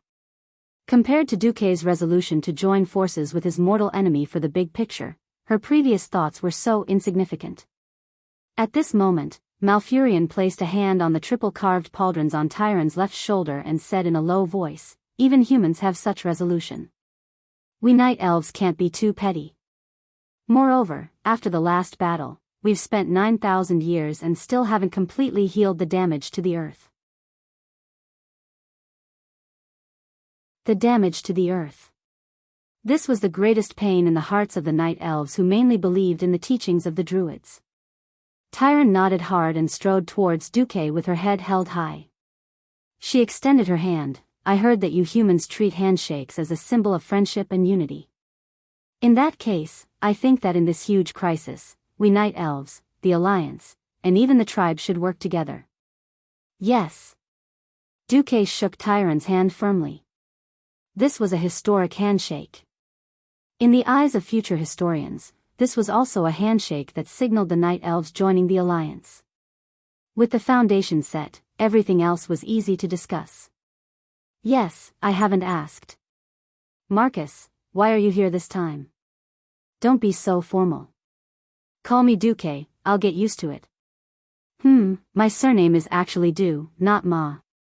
Then, Duque roughly explained the situation of the Burning Legion that he knew, and finally pointed out his goal. "You're saying that the Death Knight Arthas, the strongest lackey of the Calamity army who killed his father, destroyed 4 kingdoms, and half of Lordaeron, came to Kalimdor alone?"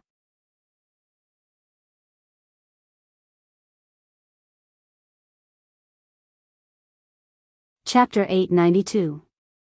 One who was unaccountably solicitous was hiding evil intentions.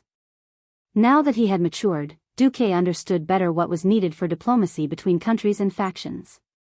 Before he'd transmigrated, Premier Zhou had proposed a very good idea, seeking common ground while reserving differences. With this principle in mind, with the same enemy and goals that could be reconciled, the Night Elves joining the Alliance was a matter of course. Now that Duque had mentioned killing Arthas, Tyrant and Malfurion didn't feel anything at first. However, when Duque said that we have evidence that Arthas is using the skull of Gul'dan, one of the culprits of the first and second Dark Portal, to pollute and destroy Fellwood Forest, the 2 Night Elves couldn't sit still anymore. No one was more worried about the situation in the forest than the Night Elves. On their way here, Tyrant had already ordered her sentries to kill many satyrs, but the demons seemed endless. If not for the imminent invasion of the Burning Legion, Tyrant would have definitely turned back to Mount Hyjal and sent her troops to wipe out the entire Fellwood Forest. Now, with Duque's spoiler, they finally understood the root of the problem. Tyrant gritted her teeth, looking like she wanted the white tiger she was riding on to tear Arthas apart. Malfurion was even more unbelievable. The surging power of nature from his body made his long hair and beard float in midair. If his hair and beard were golden, he would be even more golden-haired than the Lion King. After days of killing demons, the guards of the Temple of Light weren't unharmed. Thinking of their sisters who had been sacrificed, Melanie and the other elves were furious. "Do you know where Arthas is?" Tyrande asked. Duque shook his head. "As the main leader of the Calamity Army, we noticed Arthas as soon as he disappeared from the front lines of the Eastern Kingdom. Unfortunately, I was already in the Kalimdor continent at the time and couldn't track him further. We could only rely on the Radiant Moon Archmages from the Alliance who were nearby to sense that Arthas had come to Felwood through spatial fluctuations." Duque was just bullshitting. He was relying on his knowledge of the plot and guessing. What if Arthas didn't appear? In any case, every region covered tens of thousands of square kilometers. It wasn't his fault that he couldn't find such a large place. What if he found it? That would be fun. If there was another Lich King who could defeat Arthas, they wouldn't have to attack the Ice-Crown Fortress anymore. How convenient. Then we also. Tyrande was about to say that the Night Elves also had helpers, but she suddenly realized that she still had important matters to attend to. She could only change her words. "I left Mount Hyjal this time to awaken the Druids who were sleeping in Grey Valley and other places. In the upcoming holy war on Mount Hyjal, they are indispensable combat power. So we." Duque smiled in understanding. "It's okay. Our goals are not in conflict. We're only going to send a few powerhouses into Felwood Forest to try our luck." With that, Duque handed over a list of names. If it wasn't for the signs of the Burning Legion's arrival, the isolated Night Elves wouldn't have liked outsiders to enter. Since they had a common enemy in the Burning Legion, it wouldn't be a big deal to let a few humans and elves enter Felwood Forest, excluding the prominent backgrounds of the people on the list. Tyrande heaved a sigh of relief. Then it shouldn't be a problem. With just a few of you, aren't you worried that you won't be able to deal with that cruel villain Arthas? Duque's eyes flashed. You should be worried that he won't meet us. The confidence in his words made Tyrande and the other elves' hearts skip a beat, but then they were overjoyed. No matter what, a strong ally was always more reliable than a useless teammate. In fact, Duque was also secretly laughing in his heart. If the flow of fate hadn't collapsed, then the famous egg, Illidan Stormrage, would be making his appearance. In Azeroth, there were many famous heroes who had fallen into depravity that made the players sigh. Perhaps they all came from a good background, or they could have been heroes or saviors, but due to fate, they fell into the dark side. The former paladin Prince Arthas was the same. The original Prince Kael, that was the same.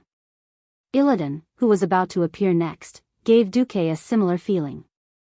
But unlike the previous idiots, Illidan wasn't an absolutely positive character from the start. Illidan was Malfurion Stormrage's twin brother. Like his older brother, the two brothers grew up together with Priestess Tyrande Whisperwind thousands of years before the War of the Ancients. Unlike his older brother, Malfurion, Illidan had no patience for learning the teachings of the Druids even though both brothers had studied under the demigod Cenarius. Cenarius felt that Illidan's current condition wasn't suitable for him to directly learn the mysteries of nature, so he didn't teach him directly. Instead, he suggested that Illidan learn from Malfurion. This decision made Illidan feel defeated and humiliated. For the first time, he felt pressure from his older brother. In the end, Illidan decided to focus on arcane magic, which was the mainstream of the Night Elves at the time, and achieved very good results. He had amber eyes, which were rare among the Night Elves before they split. This was usually considered a good omen for his future, even though Illidan didn't show any extraordinary abilities at the time. But what he didn't know was that this was a prophecy from millions of years ago, an unimaginable ancient era. Illidan became addicted to arcane magic and gradually learned more advanced spells. But to his disappointment, the Night Elves' mage army, the Moon Guards, didn't accept him because he had learned high-level magic.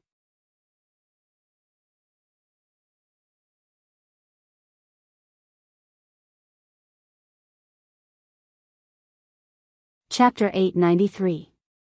If it was a human, even if you were young, anyone would die after a few decades of life imprisonment. But Illidan was a night elf. And he was sentenced to life imprisonment after receiving the blessing of eternal life.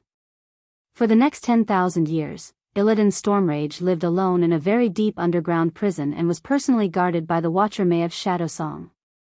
Anyone who sat in prison for a long time would be full of resentment, not to mention that it was 10,000 years. It was a miracle that he did not become a lunatic. Anyway, Duque did not understand why the original tyrant would think that a few thousand years of living together could make up for the resentment of 10,000 years of imprisonment, and was actually stupid enough to let Illidan out. Since Duque could not change the fact that Illidan had been imprisoned for 10,000 years and his mentality was extremely twisted, then Duque did not plan to stop this from happening. After all, Illidan's so-called fall had little to do with the alliance. Moreover, most of Illidan's actions were chasing after the Scourge army and then the Burning Legion.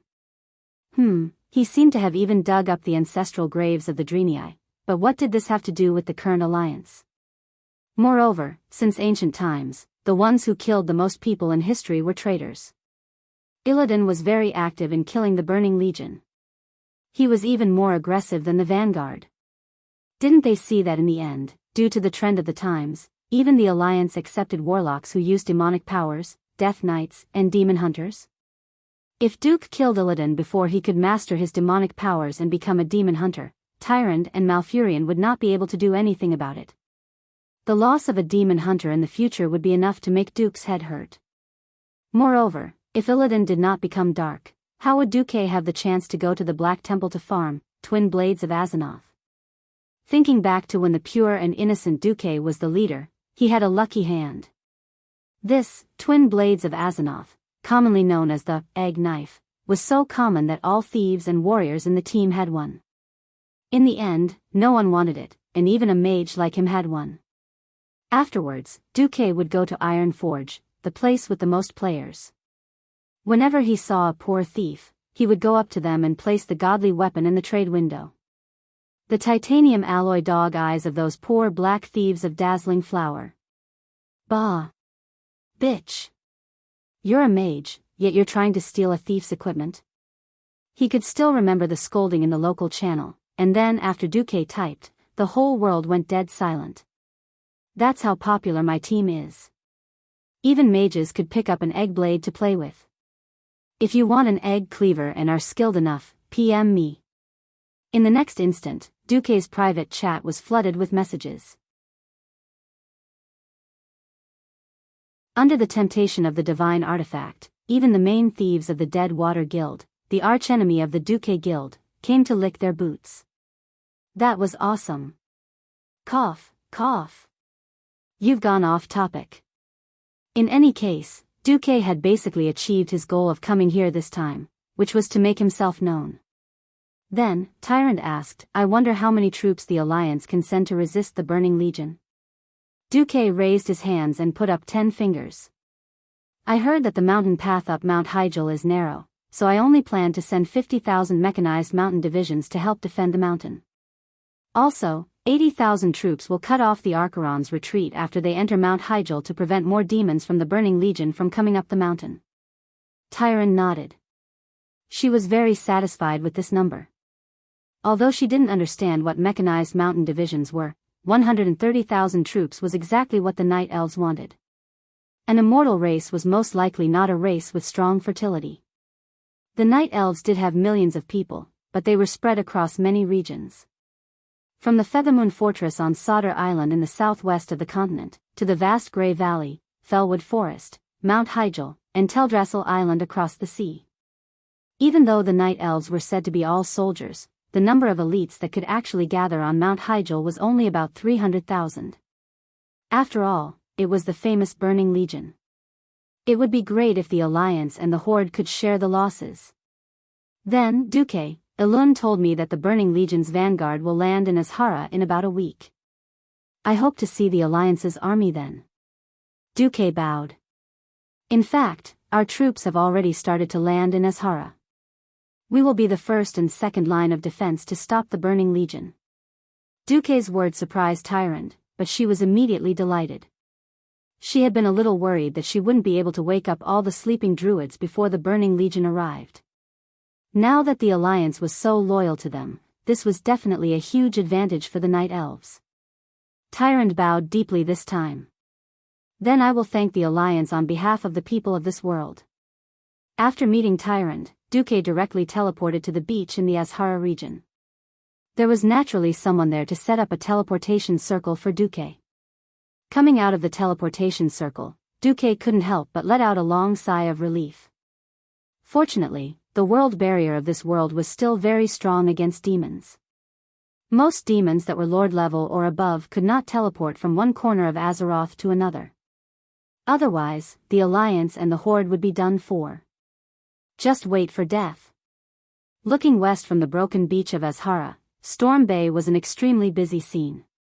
From afar, if you said that it was the famous Normandy landing in World War II on Earth, Duque would even believe it. The effect of Duque's early arrival in Azeroth and the explosion of black technology was fully displayed at this moment. There were countless giant steel warships. From afar, countless chimneys were emitting black smoke. Up close, it was easy to see that almost every warship was a giant steel beast made from thick iron sheets and large rivets the size of a fist. From the huge black holes at the back of the ships, strange rectangular boats were pulled out and quickly rushed onto the beach. One after another, heavy steam tanks followed the road that the mages had reinforced with sand to stone, and drove onto the beach, entering the main road from Azhara to Grey Valley. In the ruins of Idraz near the main road, small teams of Alliance professionals could be seen everywhere. With the help of the beginner Dalajan mages, they cleared out the vengeful spirits in the ruins, the surrounding Naga, and all kinds of messy low-level demons, paving the way for the army to advance. Suddenly, a voice came. "Yo, Duque, I thought you were obsessed with the Night Elf High Priest and refused to come back." Duque bared his teeth. There weren't many people who could mock him so unscrupulously. It was a pity that Servanas was one of the few who could do so.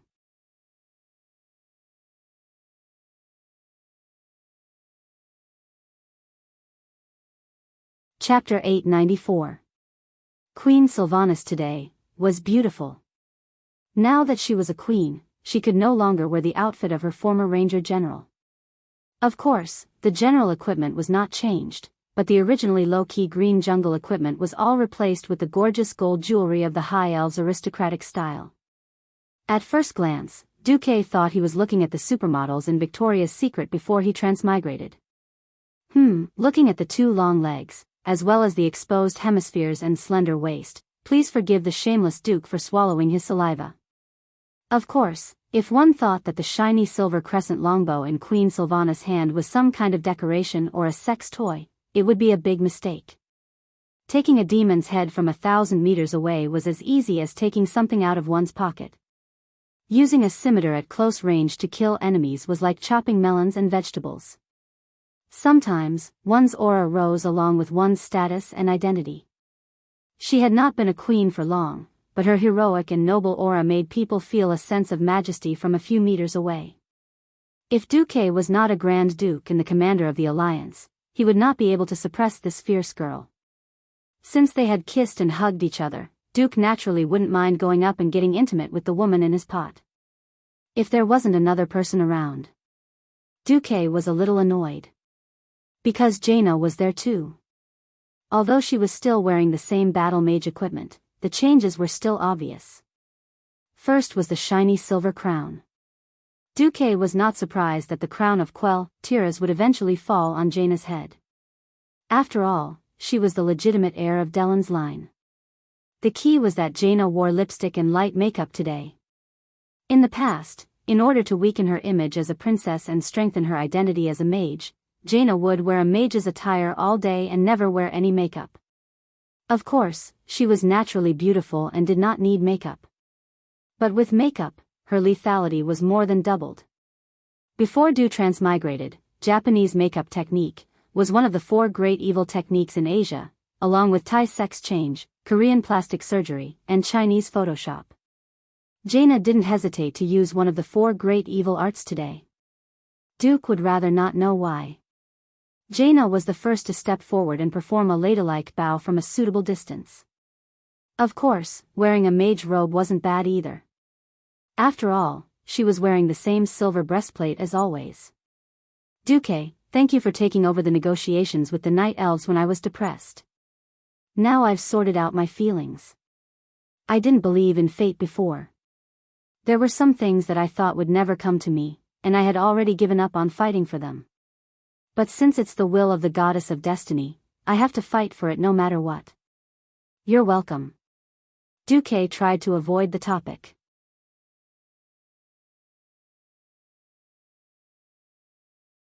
Taking a deep breath, Jaina continued, however, I have to avenge my father and second brother.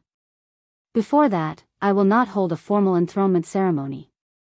If I'm lucky enough to kill Archimonde, then I hope that you, Duque, will do me the honor of attending my enthronement ceremony. At this point, Jaina glanced at Sylvanas, intentionally or unintentionally. I hope that you can give me the same opportunity as His Majesty Menethil and His Majesty Windrunner. On the surface, Jaina was talking about the royal family of Quell, Tiras, but in reality, her attitude made Duque's teeth hurt. Beside him, Queen Sylvanas smiled without saying a word, which made Duque a little scared.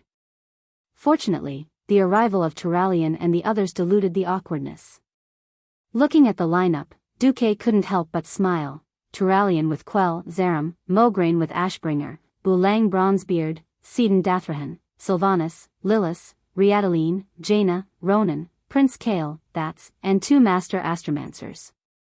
If he, Duque, and Tyrande were added, it would be an all-star team of 15. It was precisely because he was worried that the Burning Legion would cause trouble that Duque had mobilized almost all the Alliance's powerhouses that he could. On the Eastern Kingdom's side, there were only people like Magni, Kidron, Abendis, and the injured Lothar. Queen Sylvanas glanced at the countless steel beasts on the beach and suddenly sighed. If not for the fact that guns and cannons are ineffective against demons, I would have thought that bows and swords have already left the stage of history. Duque was a little embarrassed, and Bulang was a little naggy. Duque still said, different regions have different ways of fighting. Before the Burning Legion enters Mount Hyjal, we mainly focus on a war of attrition. My intelligence shows that Archimonde is constantly summoning demons. I have to remind you not to be afraid. Although Archimonde can summon demons infinitely in theory, Azeroth's protective spell formation is still in effect. So, the number of demon soldiers he can receive every day is limited. There were no idiots here. Jaina's eyes flashed. In other words, as long as we eliminate the demons faster, we can suppress the Burning Legion? Yes. As long as Archimonde starts to enter Mount Hyjal, he will be affected by the spell formation set up by the Night Elves and Dragons, and it will be almost impossible to summon new demons to Azeroth. In order to deal with him, we must first completely separate him from his subordinates. Duque made a cutting motion with his hand. Understood. The purpose of the Alliance army is to exhaust those low-level and mid-level demons. Bulang Bronzebeard understood immediately. Yes, the line of defense of Azeroth will be left to you dwarves, as well as a mixed team of Dalajan and Blood Elf mages. Duque raised his head. This line of defense will be handled by Bulang, Ronan, and Kale.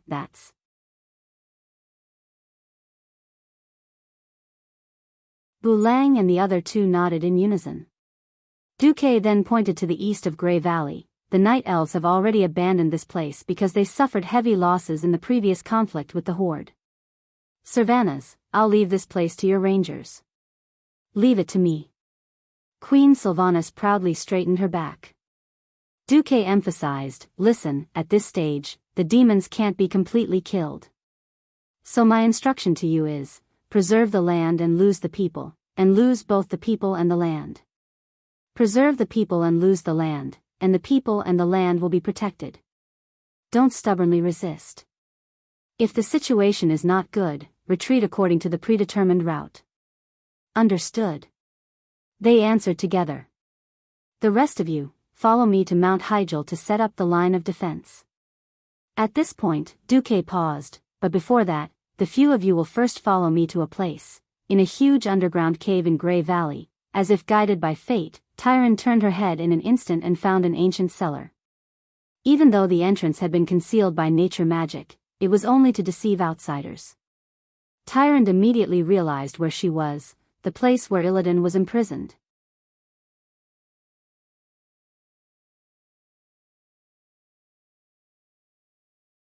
Chapter 895.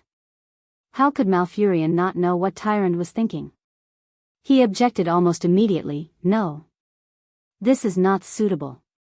Tyrant. Illidan, he." But before he could finish, Tyrant interrupted him, "We need a true powerhouse. Normal attacks can't hurt Archimonde at all." Malfurion's face turned green, but he couldn't find a reason to refuse. That's right. The one coming was the commander of the Burning Legion, Archimonde. The vanguard of the demons. The super demon leader who had destroyed countless planets by himself. He wasn't naive enough to think that Archimonde, one of the 3 leaders of the Burning Legion, could be killed by sheer numbers. If it was possible, there wouldn't be the terrifying legend of Archimonde beating the world. But the Night Elves didn't have many powerhouses who had entered the realm of heroes, so they could all be killed with a single slap. Malfurion was suddenly a little envious of the alliance. Just looking at that Duke Marcus, although he didn't make a move and was even showing weakness, Malfurion and Tyrant could faintly feel that if he made a move, apart from the 2 of them, none of the Night Elves present would be able to survive. In ancient times, when the Night Elves and High Elves were still one family, super powerful mages like Duque who had the power to destroy an entire city were not uncommon. Savi's was like that, and so was Queen Azhara.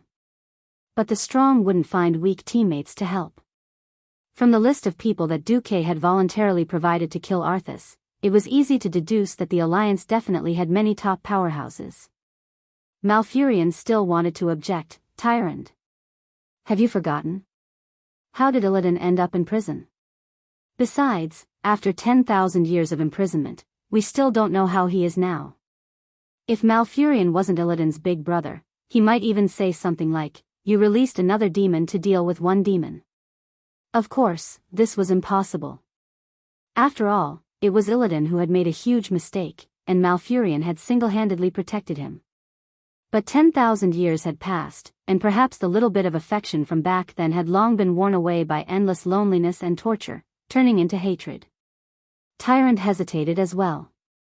However, any intelligent creature would be easily swayed by emotions. Even though they hadn't seen each other for 10,000 years, Tyrant still made up her mind to release Illidan when she thought of the 3 of them living in harmony 10,000 years ago. After all, blood was thicker than water.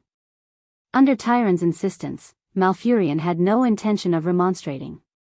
However, when she reached the cage, Tyrant received a firm rejection.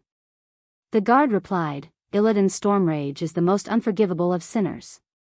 If Malfurion and you hadn't protected Illidan back then, he should have received the cruelest death sentence a long time ago." These guards were all diehard fans of Warden Mayev's Shadow Song.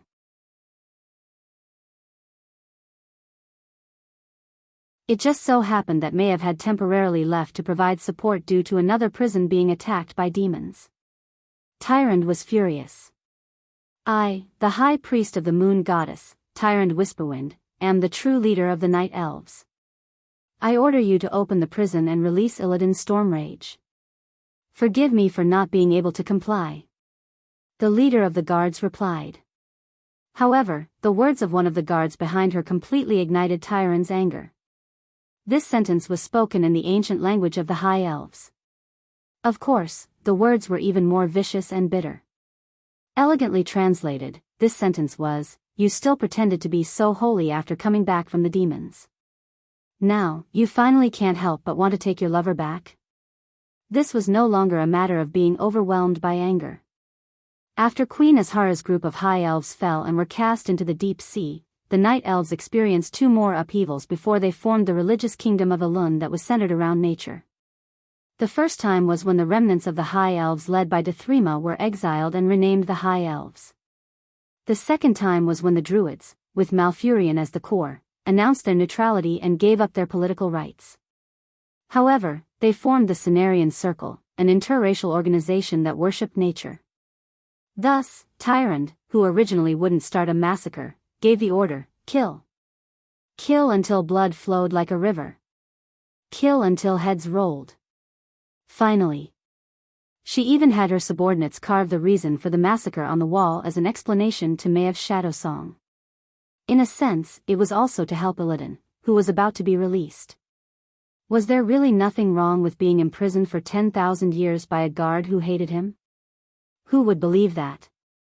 When he opened the prison door and saw Illidan Stormrage, who was bare-chested and muscular but had his eyes covered, Malfurion still felt that something was wrong. His little brother was too calm. The saying that love begets hate, and hate begets love wasn't without reason. Only when one cared would there be emotional fluctuations. If a few of their own died, they might not be able to take it. But if 10,000 ants died in a faraway land, who would feel anything? The moment Malfurion saw Illidan, he felt that something was wrong. However, Tyrande, who he loved deeply, had advocated for Illidan, so he could only silently watch as Tyrande told him about the Burning Legion. The leader of the Burning Legion, Archimonde, is about to destroy Mount Hyjal, the World Tree, and devour the Well of Eternity. Illidan. Our people need your strength to once again resist the Burning Legion. Tyrande spoke passionately, but Malfurion's heart sank. If Duque was here, he would definitely scoff. However, this couldn't be blamed on Tyrande. All priests were extremely devout idealists. This was the complete opposite of a materialist like Duque, who had been educated by the Celestial Empire. However, idealists had a very magical ability. They would believe in things that others wouldn't. For example, Tyrande actually believed that Illidan was still thinking about their 10,000 years of love, and wasn't affected by the recent 10,000 years of suffering. That was why, even though Duque knew that Tyrande wanted to save Illidan, he definitely wouldn't get involved. Firstly, this was the internal affairs of the Night Elves. Secondly, he was afraid that if he saw Tyrande acting so emotionally, he wouldn't be able to help but slap her a few times. Tyrande, you can bathe in moonlight every night. Have you ever experienced the feeling of complete darkness? Tyrande's persuasion stopped abruptly. Tyrande, have you tried to contact Elun? You can't communicate with any living beings, and you can only spend a month in silence. Illidan. At this moment, Malfurion stepped forward. Illidan, Illidan suddenly raised his hand and stopped his elder brother. He stated his condition. I can agree to participate in the battle against the Burning Legion, but not for the Night Elves. I will fight for you alone, Tyrande.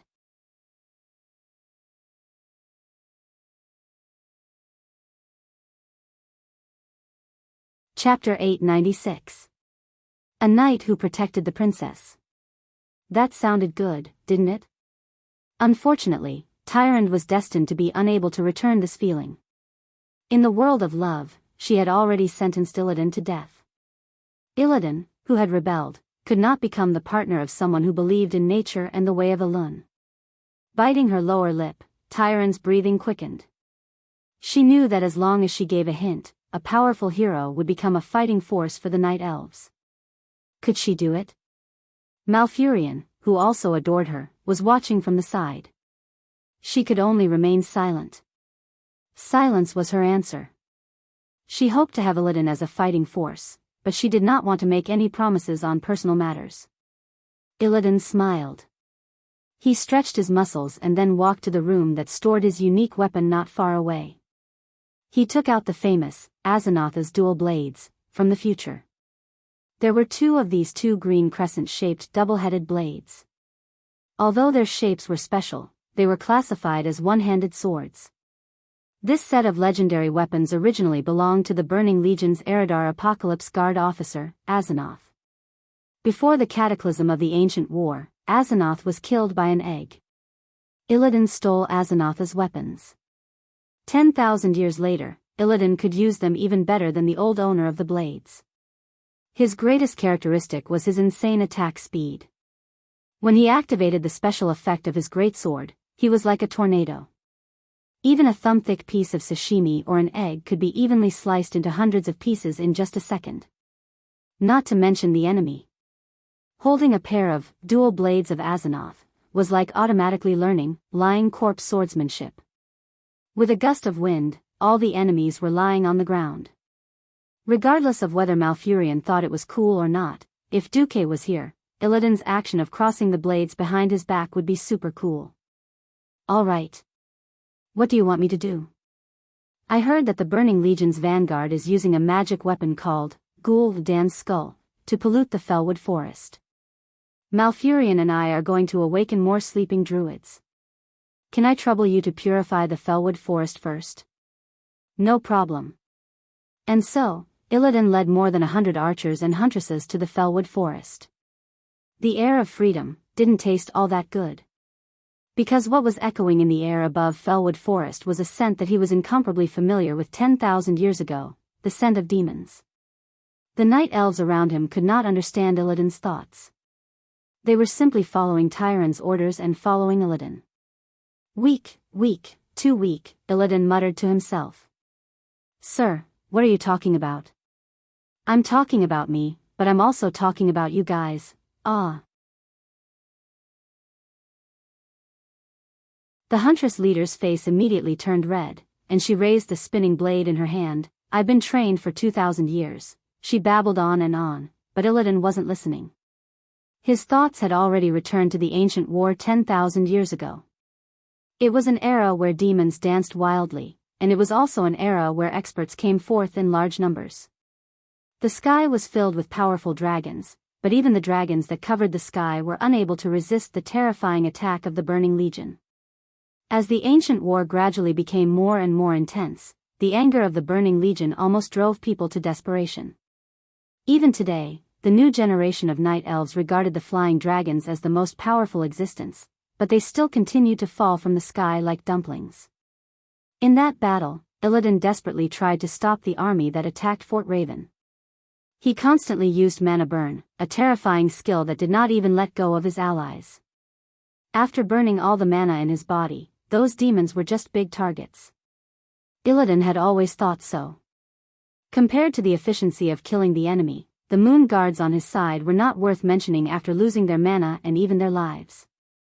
Unfortunately, because of his extreme fighting style, he was removed from the position of leader of the mage army.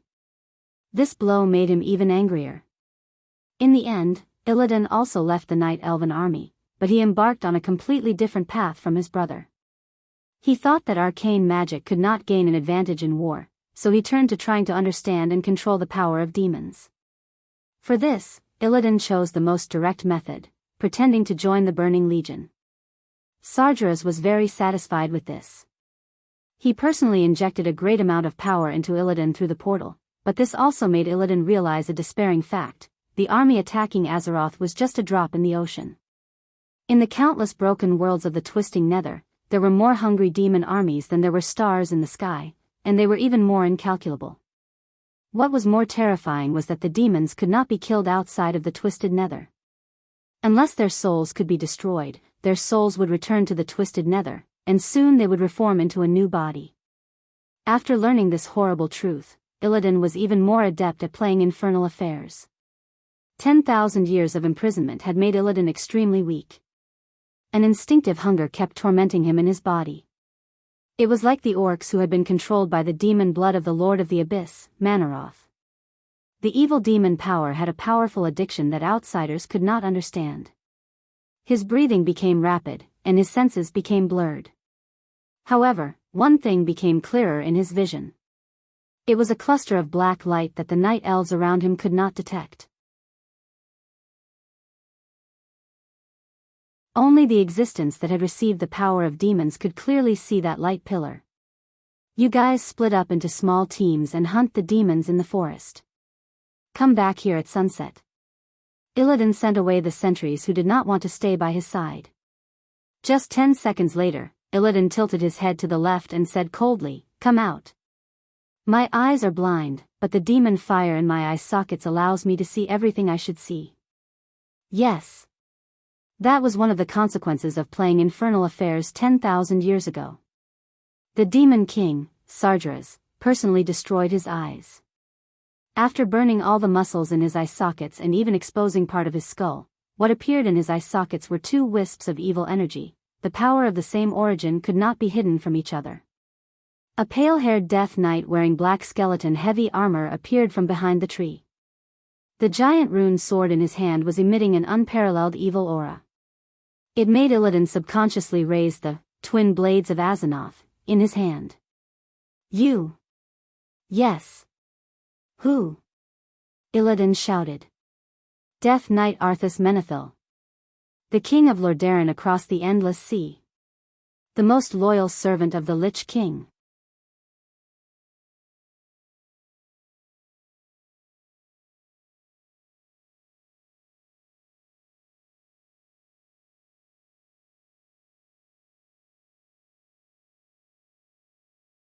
Don't talk too much to this fallen. Destroying evil is the duty of us holy light guardians. On Arthas' right, Turalian pointed the divine sword, Quell Zarim, at Arthas' neck. Just these 3 paladins alone were enough to make Arthas' scalp tingle. And that was not all. Behind him was Duque, who had his arm around Queen Sylvanas' waist. A little further away were Lillis, Riadaline, Jaina, Ronan, and Kael, that's. Other than Jaina, who seemed to be joining the battle, the other 4 were obviously guarding against the reinforcements that Arthas might find. An inescapable net. No way out. No way out. Fear from the depths of his soul spread throughout Arthas' body.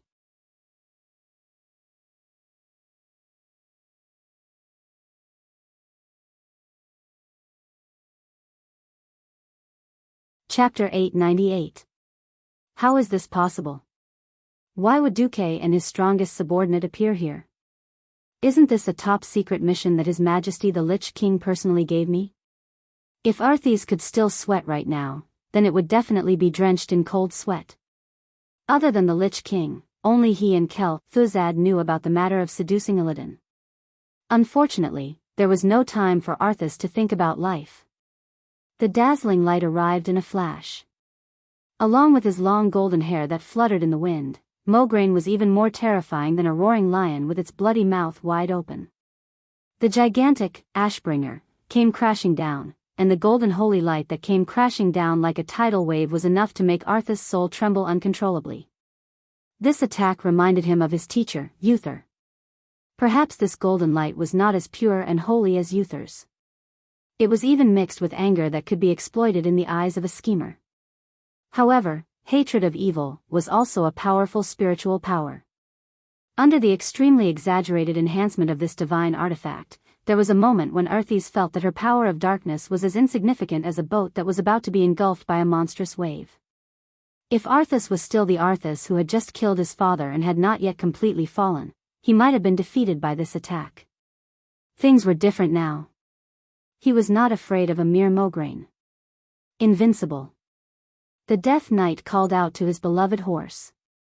The undead warhorse, which had been dead for a long time and had long been firmly connected to Arthas' soul, leaped out of the void. In the blink of an eye, it had already become one with Arthas and his horse. It was a charge that was almost beyond the limits of what the naked eye could see. Mograine's furious attack easily turned the 120-degree fan-shaped area in front of him into dust. Arthas and his beloved horse weren't within this range, and they managed to rush out at the last moment by a hair's breadth. If not for Turalian's extremely calm interception, Arthas' escape would have been perfect. However, Turalian, who was known as the calmest and most intelligent of the 5 Silver Saints, had the most vicious attack. He took a big step forward and swept his sword horizontally. It looked like an extremely slow sword, but just when you thought it was far away, it was already within your reach in the next instant. Just when Arthas thought that there was only 1 foot left, the golden edge of the divine sword had already sliced open Arthas' eyes. Left with no other choice, Arthas abruptly sucked in her abdomen and tilted her neck back to avoid Turalian's attack. Turalian's attack was obviously an open and above-board attack, but it looked like a sneak attack. At this time, Sidan's holy warhammer arrived. Unlike her 2 rich companions who had divine artifacts, Sidan's warhammer was only of the epic grade.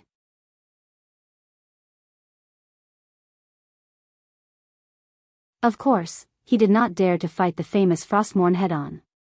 However, as one of the 5 Silver Saints and the most skilled holy knight, he was the first holy knight to be able to use his hammer so skillfully. His steps were steady, and he always left some leeway in his advance and retreat. Then, the feeling that his hammer gave others was an embroidery needle. He was clearly aiming for Arthy's left shoulder, yet the hammer had landed squarely on the right side of her ribs. Arthy's hurriedly adjusted the position of Frostmourne, but without even making contact, the huge hammer was easily swung away.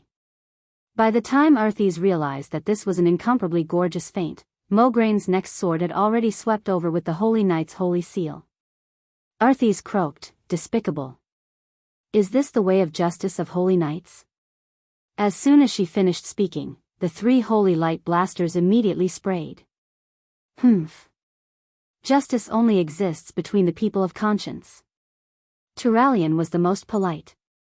Fallen one. Receiving the ultimate judgment is your only fate. Mograine fired directly. You want justice? I have the holy seal of justice here. Come, take it. Cydan was as glib as ever. Beside him, Duque was also speechless. Was this idiot really stupid? Talking about justice with a bunch of people who were born as swindlers? A holy knight who could not use holy light to fool the enemy was not a good holy knight. Hadn't they heard of the story of the 5 kidney warriors and the goddess that could not be told?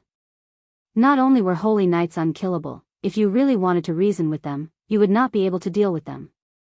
Perhaps this was why when Du dueled with a holy knight in the game, it would often turn into a bladder match, and whoever could hold in their urine the best would win.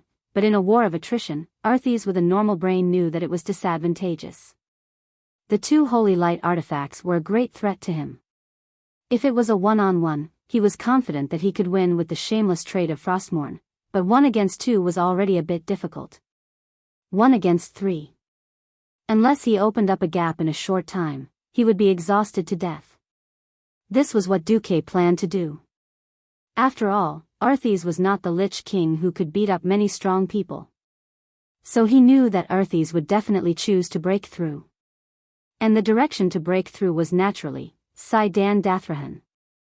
Among the 3 muscular men who were besieging the idiot, only he did not have an artifact. If he did not break through, who else would he break through?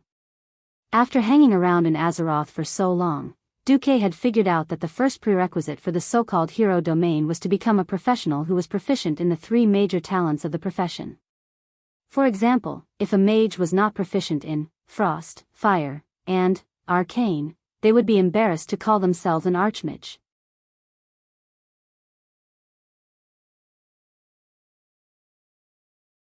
As one of the 5 silver saints, Cydan of course liked to play with a 2-handed hammer. Like playing golf with a fly ball, a downward swing would directly hit a zombie's head dozens of meters away. This was his favorite entertainment on the battlefield. But against Arthy's, Cydan could not be too careful. In the face of the counterattack of Frostmourne, since he was holding a 1-handed hammer in his right hand, Cydan's left hand was, of course, a shield. The epic shield that directly blocked was unsurprisingly destroyed by the rune greatsword. So what? Cydan had already predicted that the shield would explode. Even the direction of his arm to block was parallel to the magic sword. The moment the shield exploded, he directly diverted the force and dodged. Anyway, Mograine and Turalyon would be able to kill him in the next moment. What infuriated Arthy's the most was that Cydan had brought more than a dozen epic tier shields with him. He was constantly conjuring shields from his storage space. Even if one of them was destroyed, he would immediately replace it with another in the blink of an eye. One had to know that Arthy's was almost taking the fierce attacks of the others. After dodging Mograine's slash with great difficulty, he had to take several attacks from Turalyon on unimportant parts before he found the opportunity to attack Cydan. Not to mention, he was also taking the surprise attacks of Sylvanas and the woman he once loved the most, Jaina. You're tuning in to the Biyao's Wuxia Chronicles YouTube channel. Don't forget to subscribe and join us on this journey to catch the most captivating stories.